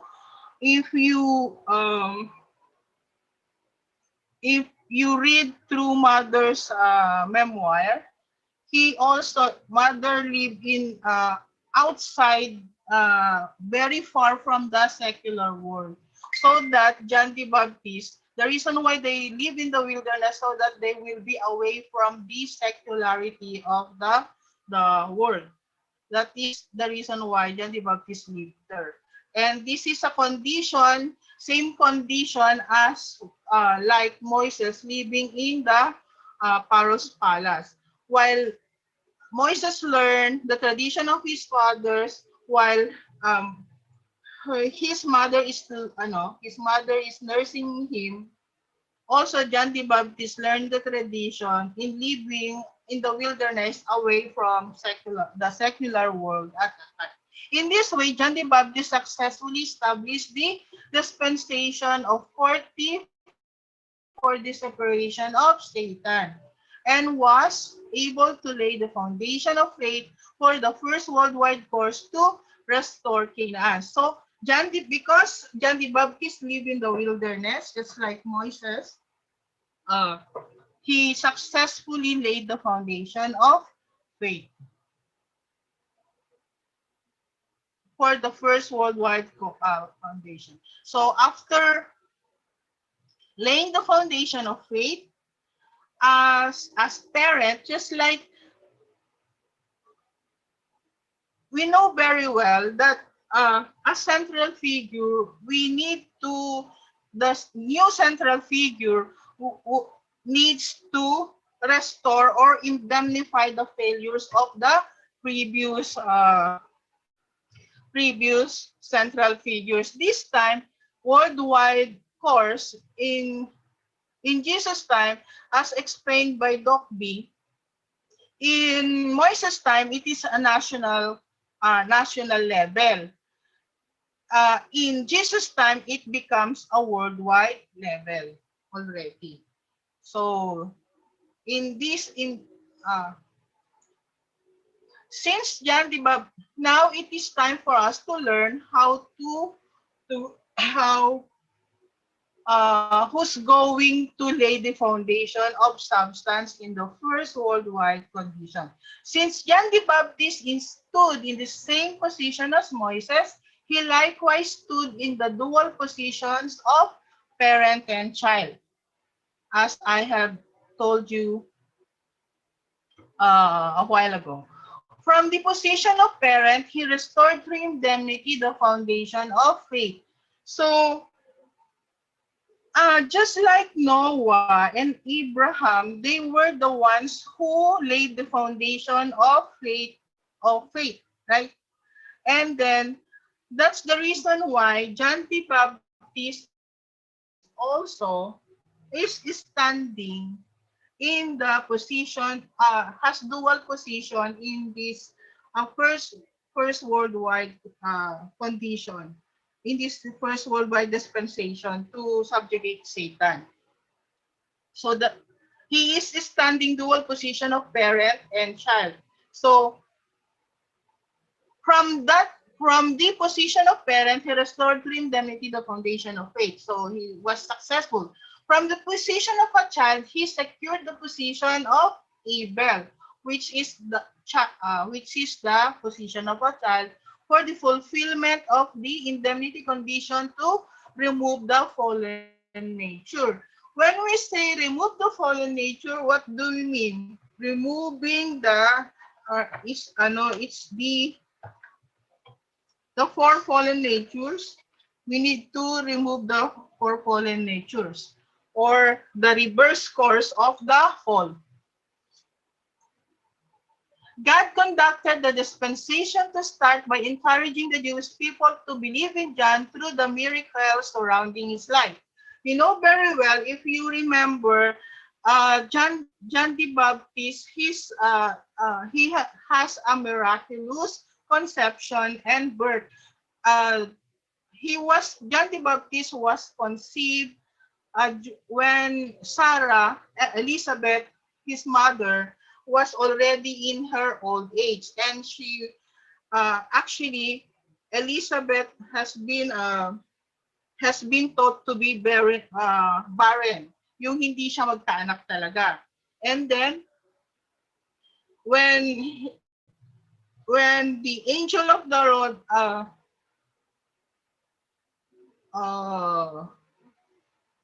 announced that Elizabeth will conceive at an old age, his father Zachariah become mute, and Zechariah only was able to speak again after he was given birth and circumcised John the Baptist. So this is the miracles of his life, wherein all of the people of Judea, as if you read the Bible, it's just like Korea. It's a mountainous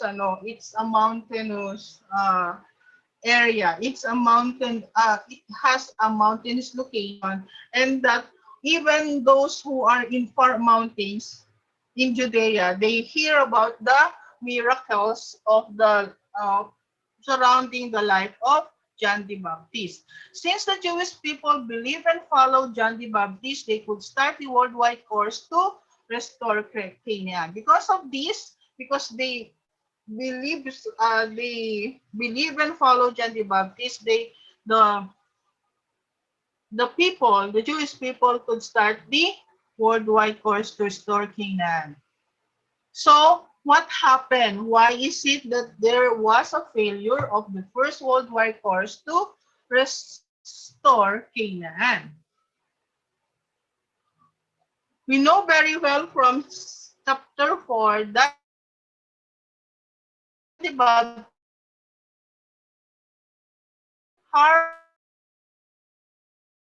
doubts toward Jesus. He denies Elijah, even though he in fact came to fulfill Elijah's mission. This was not only blocked the Jewish people path to Jesus, it even led them to oppose him. So we know the story that John the Baptist harbored doubt, just like when God told Adam and Eve, when God told Adam and Eve not to eat the fruit, and they doubted it. Instead of believing God, they believed the angel.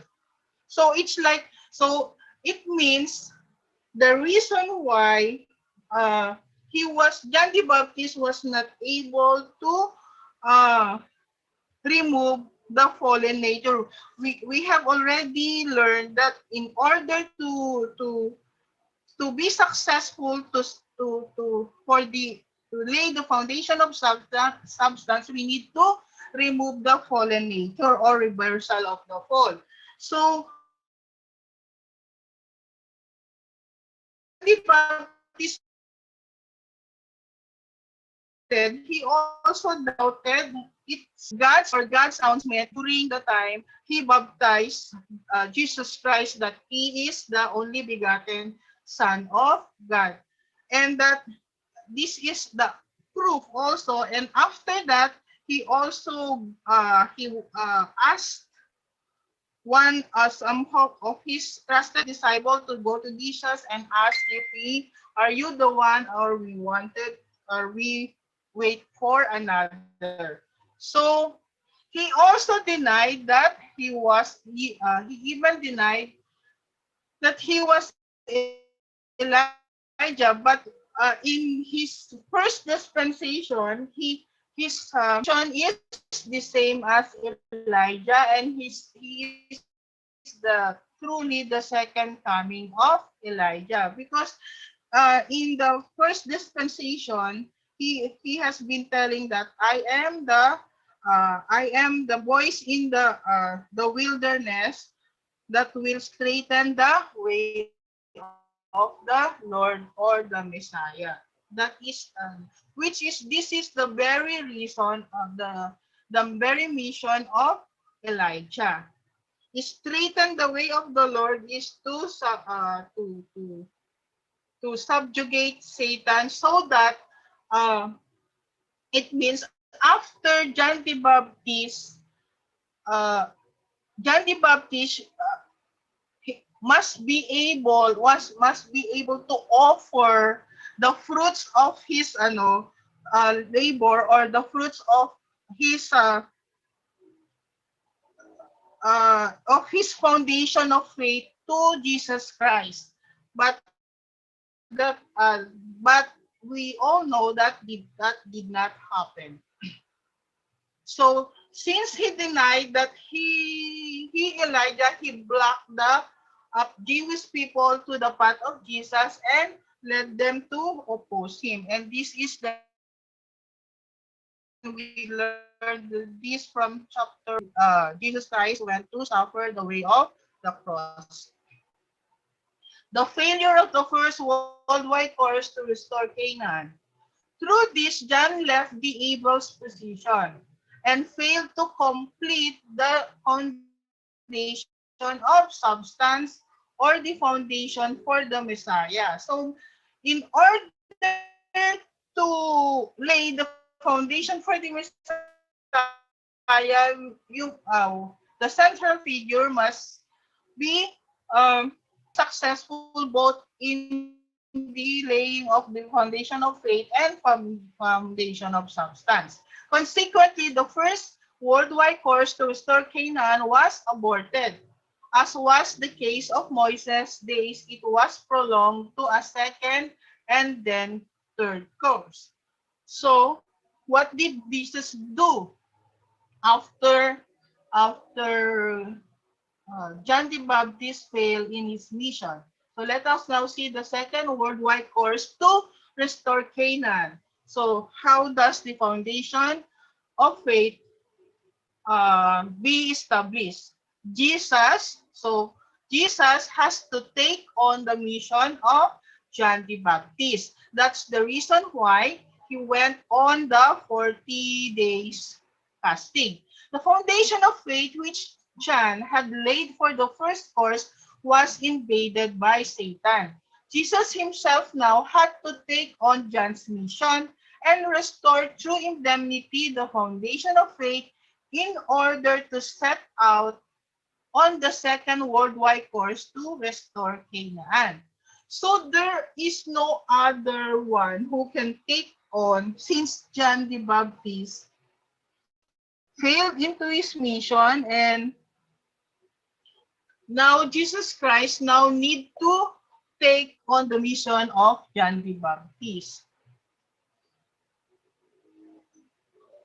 This is the solution of Jesus, so that on the position of John the Baptist, so Jesus, from Messiah's position, he need to lower himself as the mission to the mission of John the Baptist. So the foundation of faith, when Jesus fasted for 40 days and had three temptations in the wilderness, it was to separate Satan for the very purpose of restoring the foundation of faith.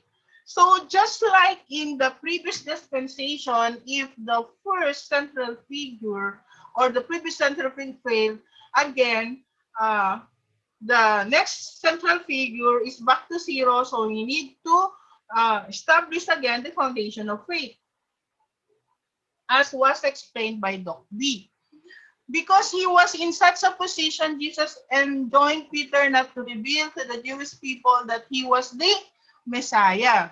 So this is the reason why we read in the Bible that he said to Peter, "Do not call me," when he asked, "Oh, who is Jesus Christ?" and that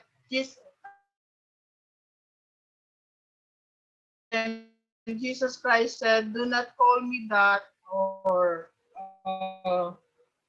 because he at this time he is now in the position of John D, he lowered himself so that he can restore the position, the failed position of John the Baptist, and so that he can start the second worldwide course to restore Canaan.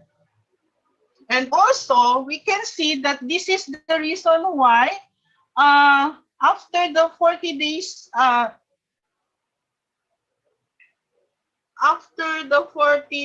fasting, we can see that Jesus Christ was tempted by Satan directly before the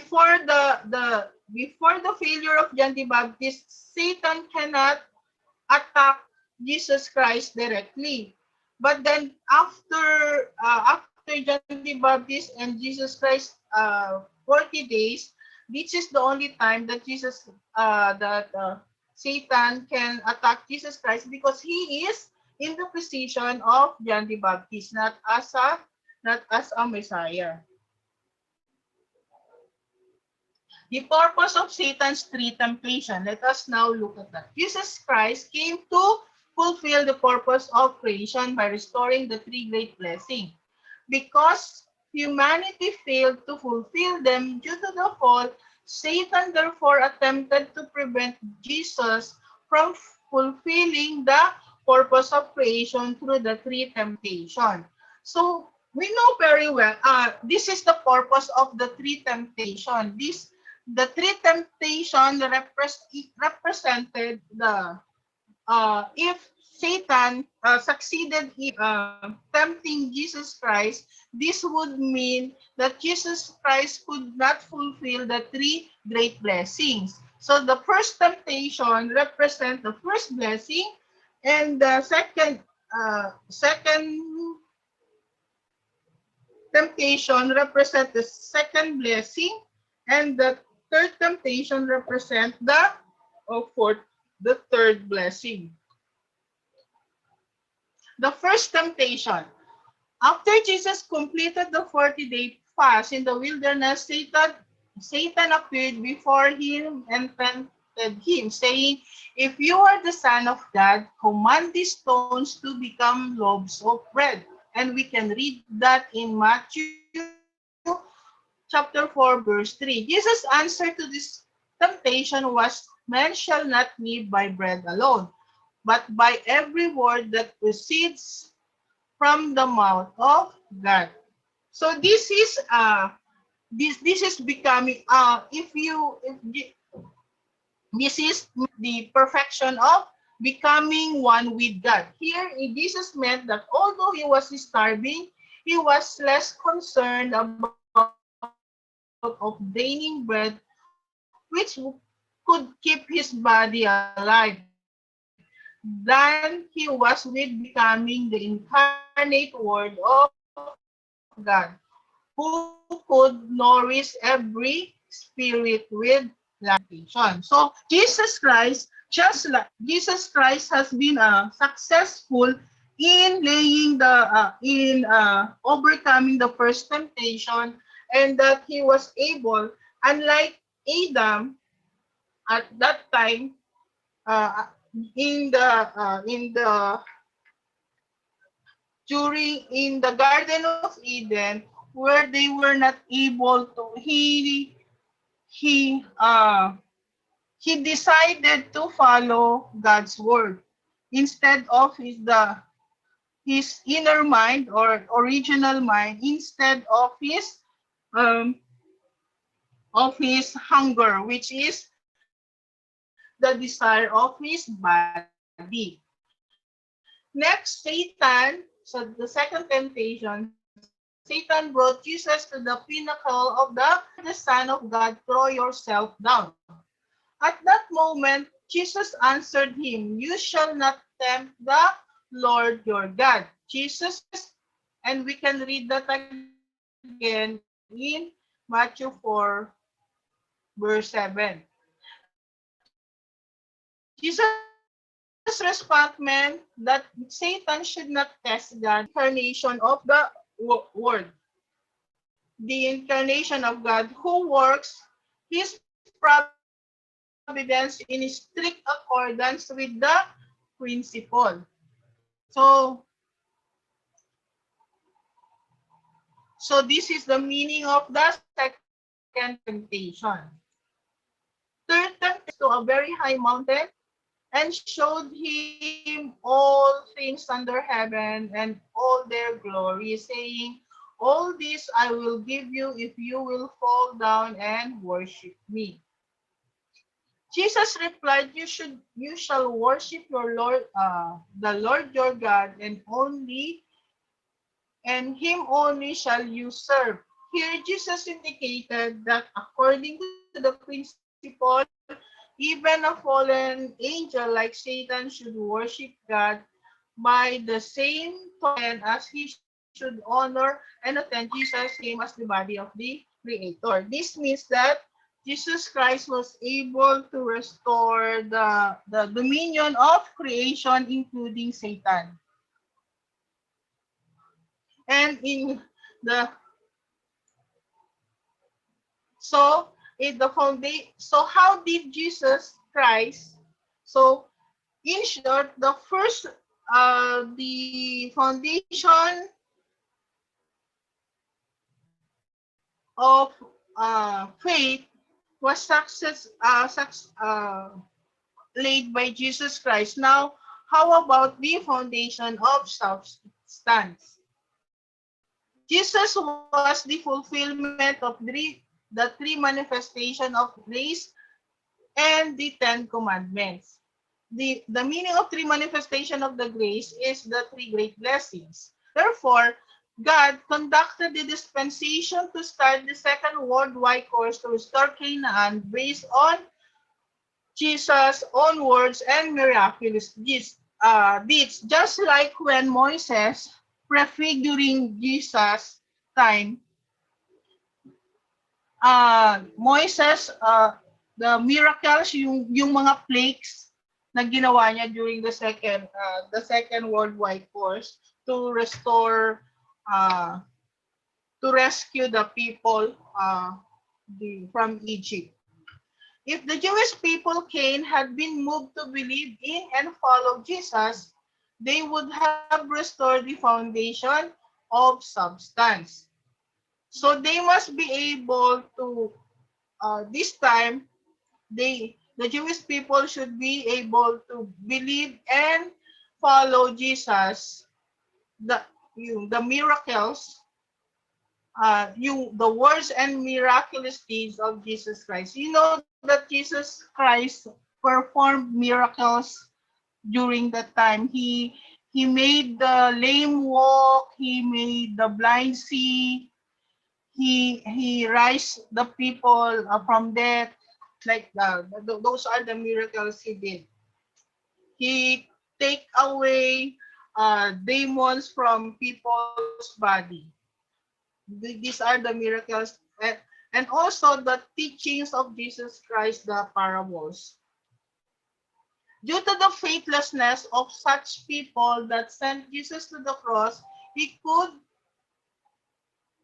lay neither the foundation of substance nor the foundation for the Messiah. The second worldwide course was thus ended in a tragic failure. So, since the miracles and the words of Jesus were not accepted, and they also, just like in Moses' time, the Jewish people at that time, uh, instead of believing in the miracles and the words of Jesus Christ, that He is the Messiah, and His miracles, what happened is that they told him that his miracles are brought about by Satan or the demons, delivered him to the cross. So the third worldwide course, so that Jesus Christ suffered the way of the cross, and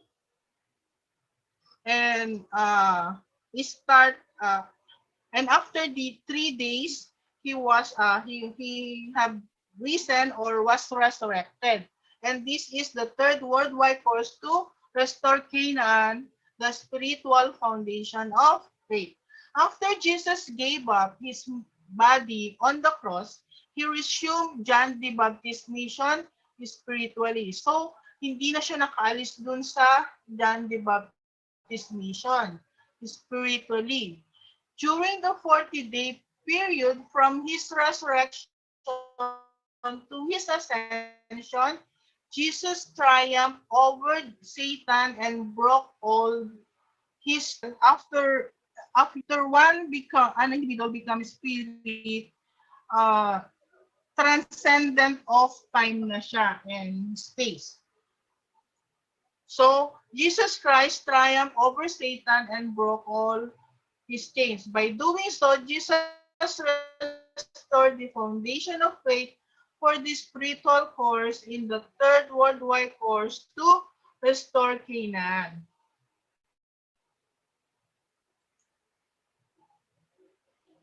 The resurrected Jesus was the spiritual fulfillment of the tablet. Yung tablets, Ark and Tabernacle. The tablets explained to you by Doc B. He gathered his scattered disciples and worked the dispensation to start by giving them the power to perform signs and miracle. So we have read that as in our Christian faith. The faithful believers stood in the position of Cain. By believing in Jesus and following him devotedly, they fulfill the indemnity condition to remove the fallen nature and restore the spiritual foundation of substance. So the resurrected Jesus is standing as John the Baptist, and then now the people, uh, his disciple believe him. Unlike in the first and second world, in the second course. The disciple laid the spiritual foundation of substance and spiritual foundation for the Messiah. Unlike in the first and the second course, wherein this time they are now ready to, when Jesus Christ was already a spiritual being, they are now ready to lay their life for Jesus Christ. Upon this foundation, Jesus ascended from the position of spiritual mission bearer for John the Baptist to the position of spiritual Messiah. That's so meron na kasi siyang, why is it that he ascended from the mission bearer to John the Baptist to the mission of the spiritual Messiah?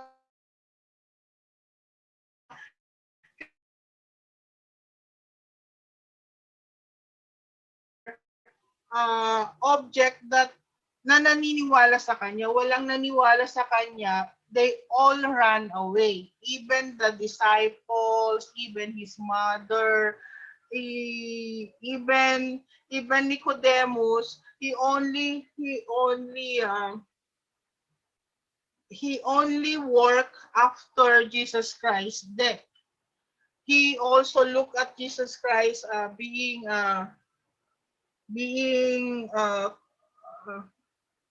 nailed on the cross, but he did not do anything. But after that, they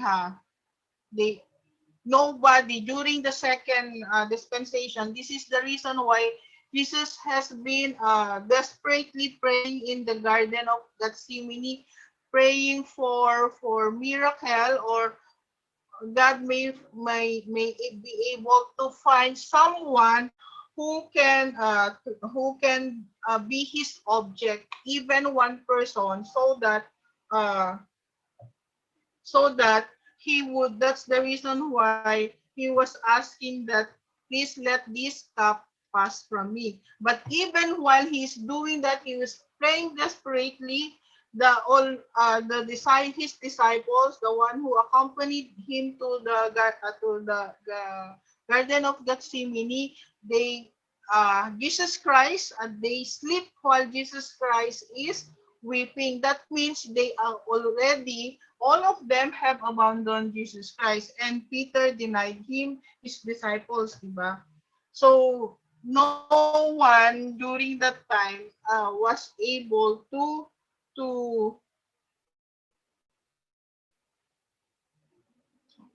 be his object partner. Unlike in the spiritual foundation for the Messiah in the third dispensation, ready to lay their lives for the mission, so that Jesus Christ became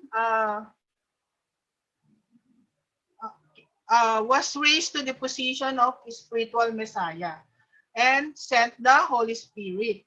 Thereupon, Jesus and the Holy Spirit became the spiritual true parents and began the work of giving rebirth. This is the only time na nagkaroon ng spiritual. Ito yung resurrection na sinasabi natin, wherein we can be reborn spiritually, but our body remains in the bondage of Satan. It was claimed. It is the body of Jesus Christ that was claimed by Satan. Jesus Christ sacrificed himself, has sacrificed his body so that he can he can um, he can lay the foundation for the spiritual Messiah or the spiritual salvation, so that this would be the foundation in order to have a second coming, giving rebirth. But our body is always still in the bondage of Satan. The spiritual foundation, ever since the descent of the Holy Spirit at the Pentecost, we can read this in Acts chapter 2, verse 1 to 4. The resurrected Jesus as the spiritual true Father and the Holy Spirit as the spiritual true Mother had worked in oneness to grant spiritual rebirth by spiritually engrafting believers with themselves. This is the work of spiritual salvation. Canaan was restored only spiritually. So Canaan or the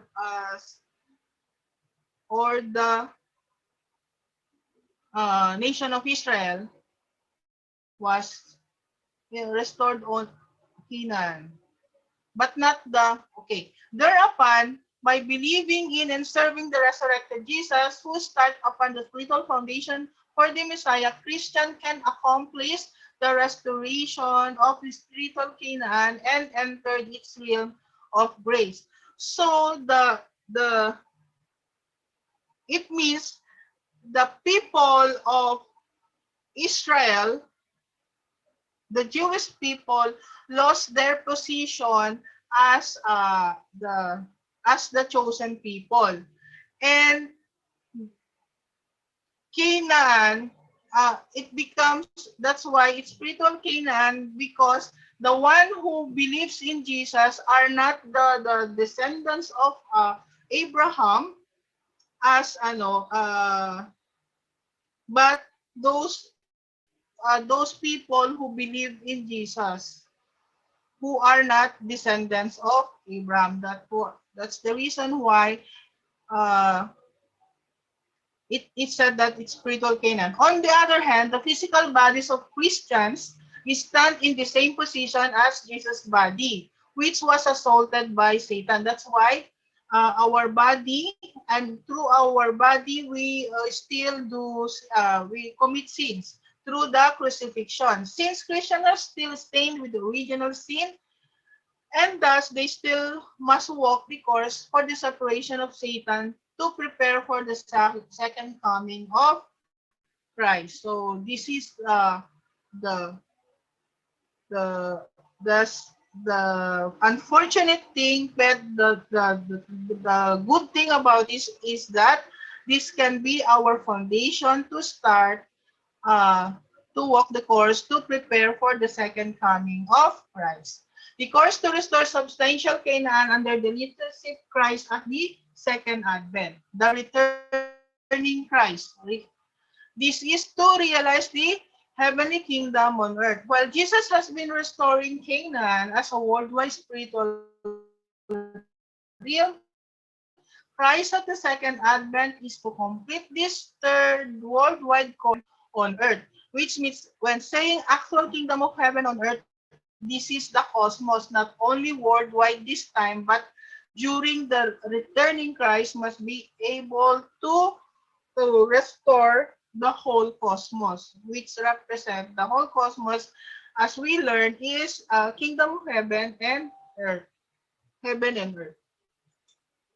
The course to restore the substantial Canaan under the leadership of the Christ of the second advent. Jesus must be born on earth in the flesh, as was in the first coming. He will not die without fulfilling the providence of restoration. So the Lord, the Christ at the second advent must also be born on the flesh, just like Jesus was born on earth in the first coming. He will not die without fulfilling the providence of restoration. This is because God's providence, which began with Adam and was prolonged through Jesus, will be successful in the third attempt at the time of the second advent. Just like the time of Abraham, wherein God is working on number 3. So it's the third attempt to bring about Jesus Christ is the second Adam, and the Lord of the second advent is the third Adam. So the third Adam must be successful in the third attempt. Moreover, God's spiritual providence of restoration during the 2,000 years since Jesus was prepared a democratic society and a legal environment which will protect Christ at the second advent. Unlike during Jesus' time, 2,000 years ago, there's no democratic society yet. It's a monarchic society ang meron nun. But this time, God prepared a democratic society for to protect the Christ at the second advent. Even though how difficult will be the Christ at the second advent will not just die just like how Jesus Christ died, but would not die or would not suffer the way of the cross just like Jesus Christ 2,000 years ago. The relationship of kinship between God and human beings. The ultimate purpose of God's providence of restoration is to transform fallen people into children born of God's direct lineage. So we will be transforming from God's direct lineage is that transforming ourselves from the a sinful person to a sinless person, just like before the fall of Adam and Eve. At Noah's time, because Noah had demonstrated utmost devotion, his family could stand in an indirect relationship with God as a servant of servants. So Noah's time yon, servant of servants. In Abraham's family and their descendants as God's chosen people, were elevated to the position of God's servant. In the days of Jesus, the disciples were elevated to the position of adopted children. The Christ will return and restore all humanity to be God's children of direct lineage. So ito yung gagawin natin.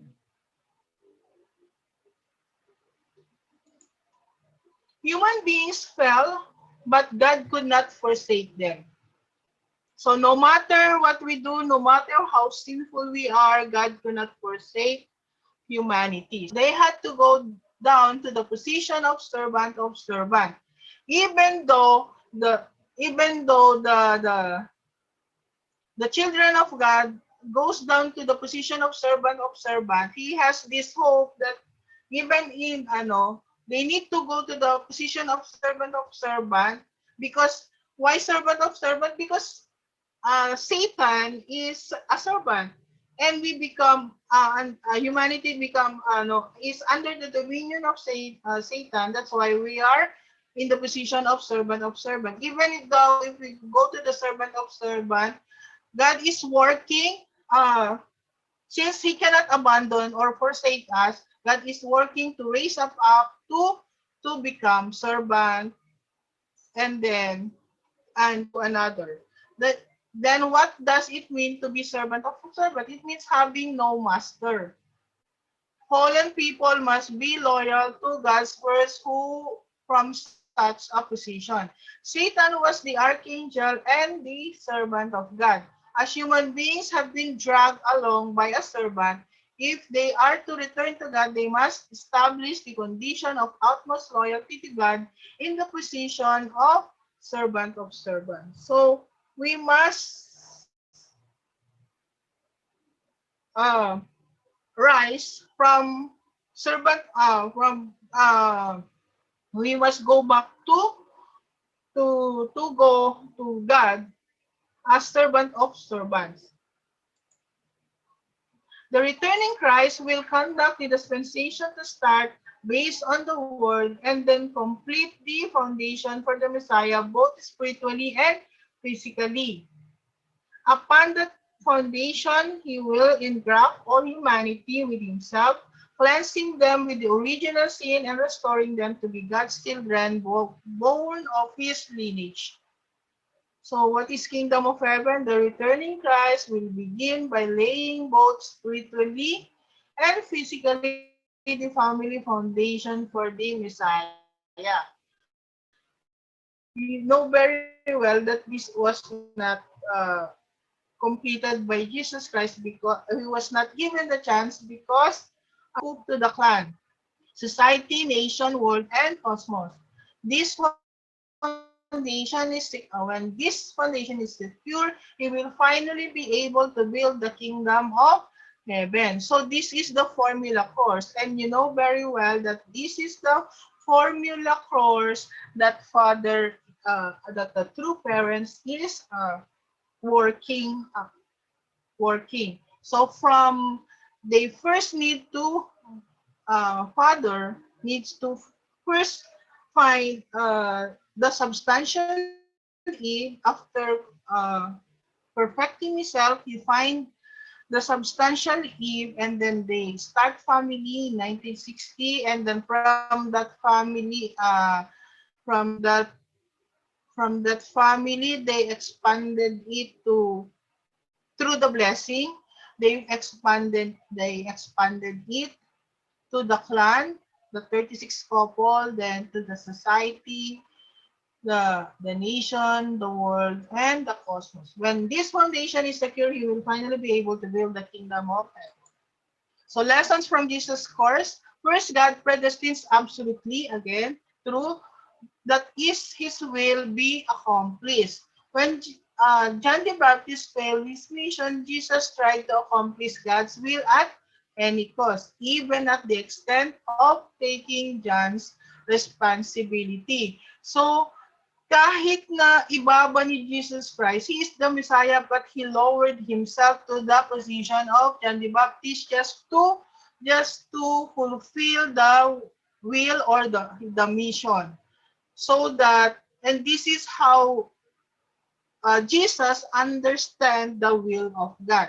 Second, God's predestination concerning the manner in which His will is to be accomplished through an individual or a nation is conditional, not absolute. So, the accomplishment of an individual mission is conditional, but not absolute. The will of God is absolute, but the accomplishment is not absolute but conditional. Third, God does not interfere with a person's effort to fulfill his portion of responsibility, but treats him according to the result of his action. So what happened to John the Baptist? Uh, God guided John the Baptist actually, and he directly told him about the truth about Jesus Christ. But it is John the Baptist, since the accomplishment is of John the Baptist is conditional, even God cannot interfere with John sinning, so that after John the Baptist failed, he died in a very yung walang kakwenta-kwentang bagay. Parang gano'n. Mamatay siya ng gano'n. So it's very sad, di ba? Fourth, greater the person mission, the greater the test he will confront. So this is as a young child or as a young teenager, my grand aunt always told me this.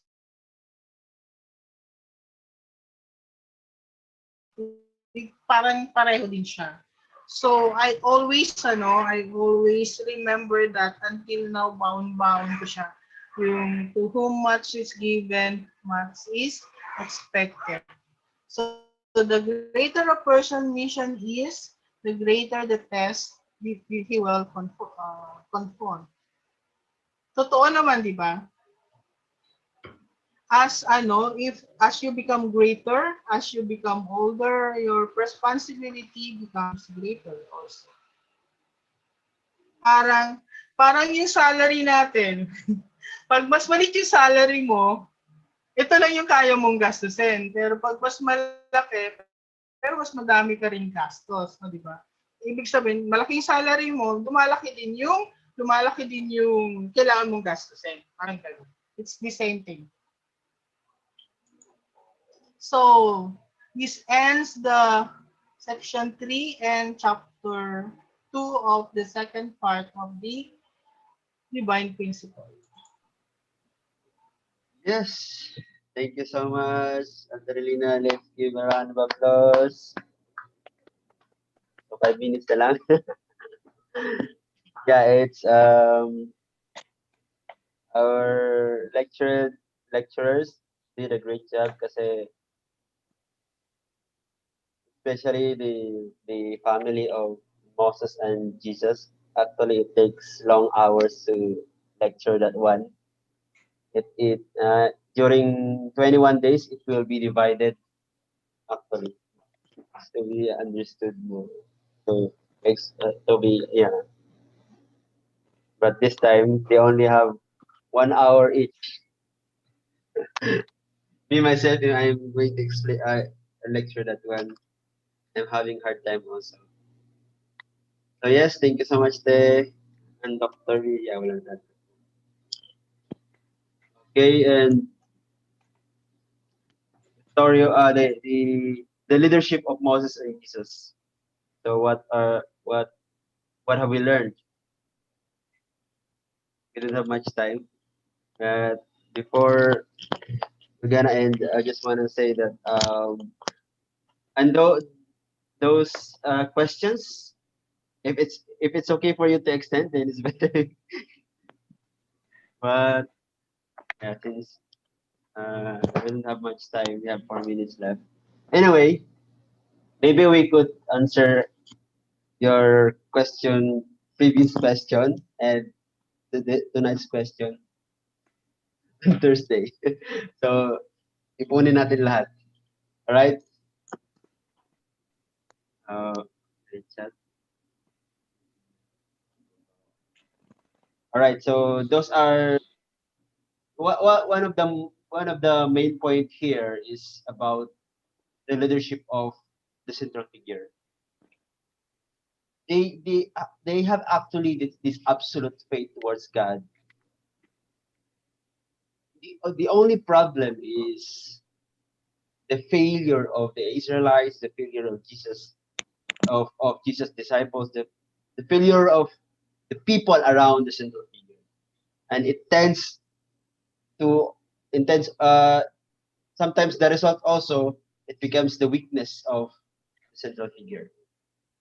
So bottom line, the connection between the central figure and the member, the evil and the Cain and Abel, yeah, must be strong. Must be strong. Even in the relationship in our movement, right? It is really important that the members could understand the leader, and that is why um, we always have to follow. We always have to follow, even though we have questions. If we have questions to our leaders, it's better if you could ask them directly. Don't keep it in yourself. For you to understand, for you to to understand, you have to ask questions. It's better that way. Open yourself to them. Maybe that's one of the problem before, because the member disciples of Jesus Christ, yeah, they maybe they are arrogant, but the thing is they don't have this absolute uh, connection or faith also towards Jesus Christ and even the Israelites towards Moses.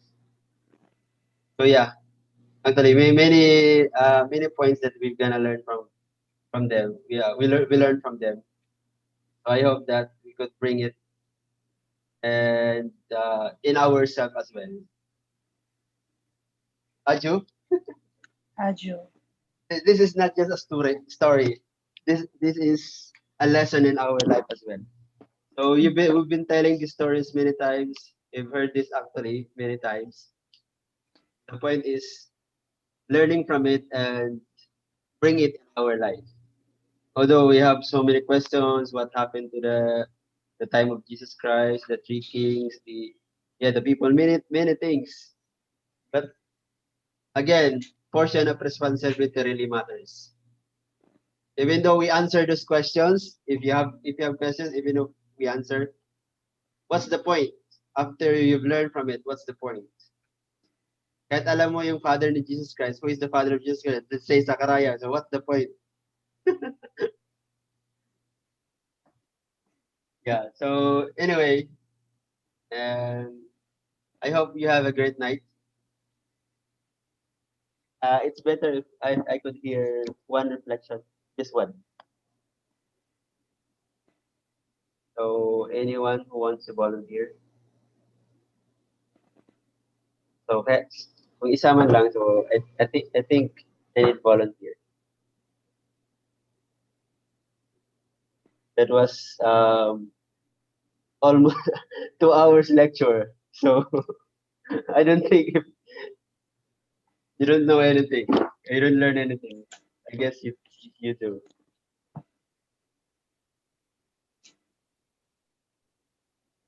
Anyone? Just one, and then let's end.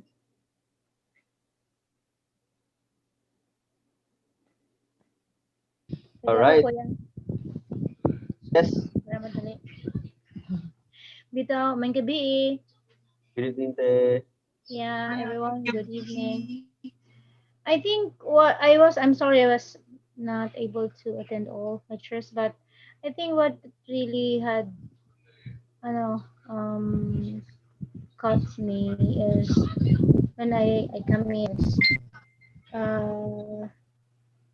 the thing that really was stressing that during the time of Jesus Christ. I don't know. Moses. Moses? Jesus Christ. From Zechariah. Yeah, Zechariah, Jesus Christ already. Um, people in the Hebrew, in the Jews cannot be qualified to become high priest without coming from the lineage of high priests. Or it's in like manner, you cannot become a king, you cannot qualify to become a king or leader, not having been Royal able to blood. come from the same like lineage. Royal blood. So my reflection on that is that to us, if we have to apply that in our present time, that yeah, we cannot really qualify as true parents without engrafting ourselves to the true parents. That's a lesson that I think I have understood, and in that manner. Although there are lots of, or maybe there was something that bothers me, but I think it's too late to ask that question. And another thing is what else? Yeah, I think this is, I think I have mentioned that. You have mentioned it already, Koyana. It is very important that the environment of the central figure should be prepared for this central figure to really succeed in that particular undertaking that he has to carry on his lifetime. And in like manner, that's why we are urged now to create a good witnessing environment, and as well as an environment conducive for our second generation to grow um, in a way we wish them to. That's why true parents had already expanded HCM, the tribal messiahship that has to be carried out by all central families. That is the reason why it has to be hastened. This task has to be hastened because no matter how much grateful, or no matter how much victorious your parents are, without us fulfilling our responsibility of expanding their great works, this foundation cannot still be easily, kingdom of heaven cannot be easily still be realized during our lifetime or even in the next generation because of that particular aspect. So that's the lesson that we have, I think, we have to really learn.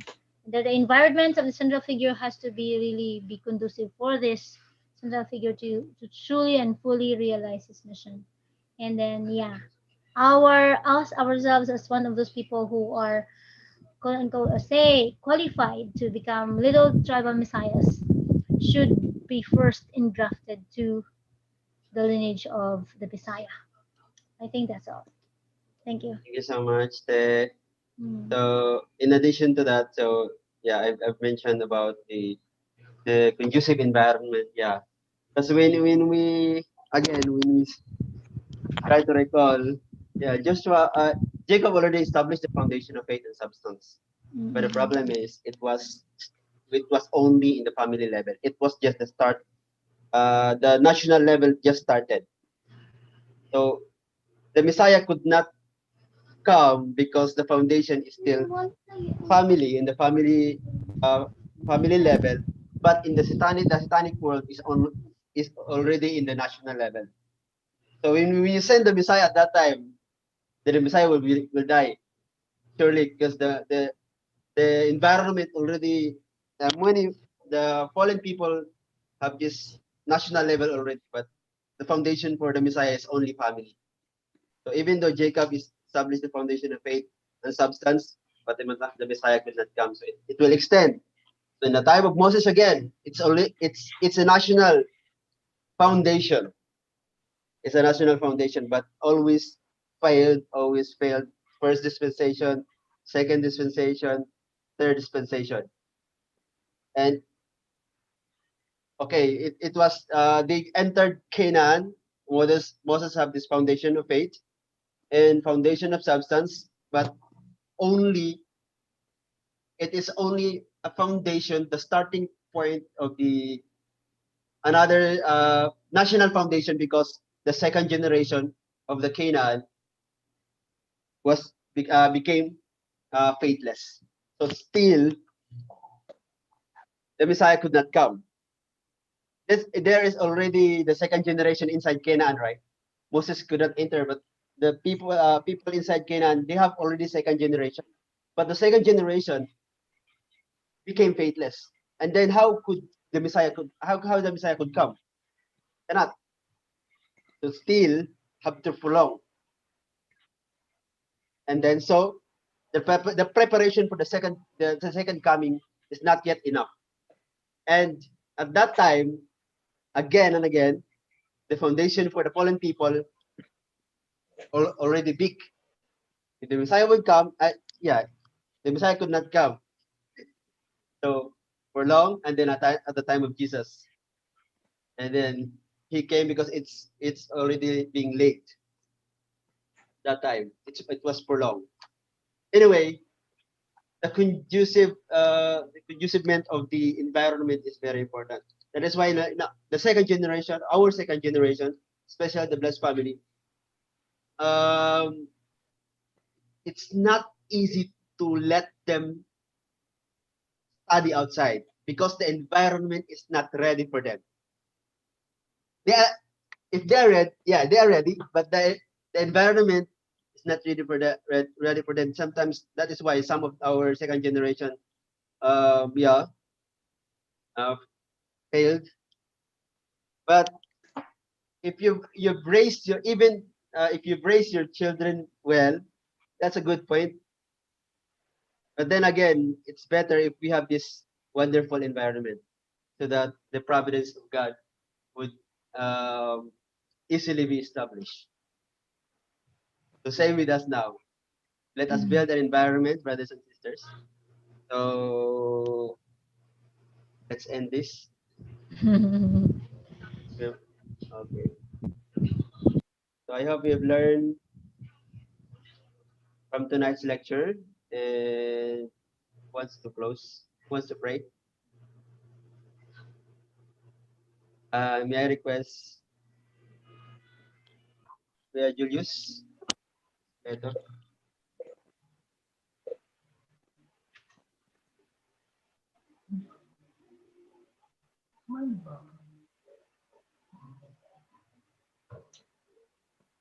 Wala ata si Kuya. Okay, how about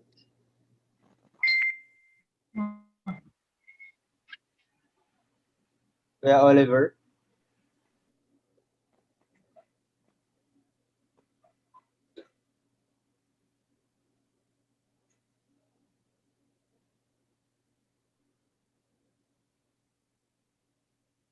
Wala din. Wala din si Kuya. Si Kuya. Kuya Okay, Jonathan na. Kuya Jonathan ba yan? Grex. Yan, sigurado na yan. All right. Okay, sige. Papers. Okay, please join me in prayer.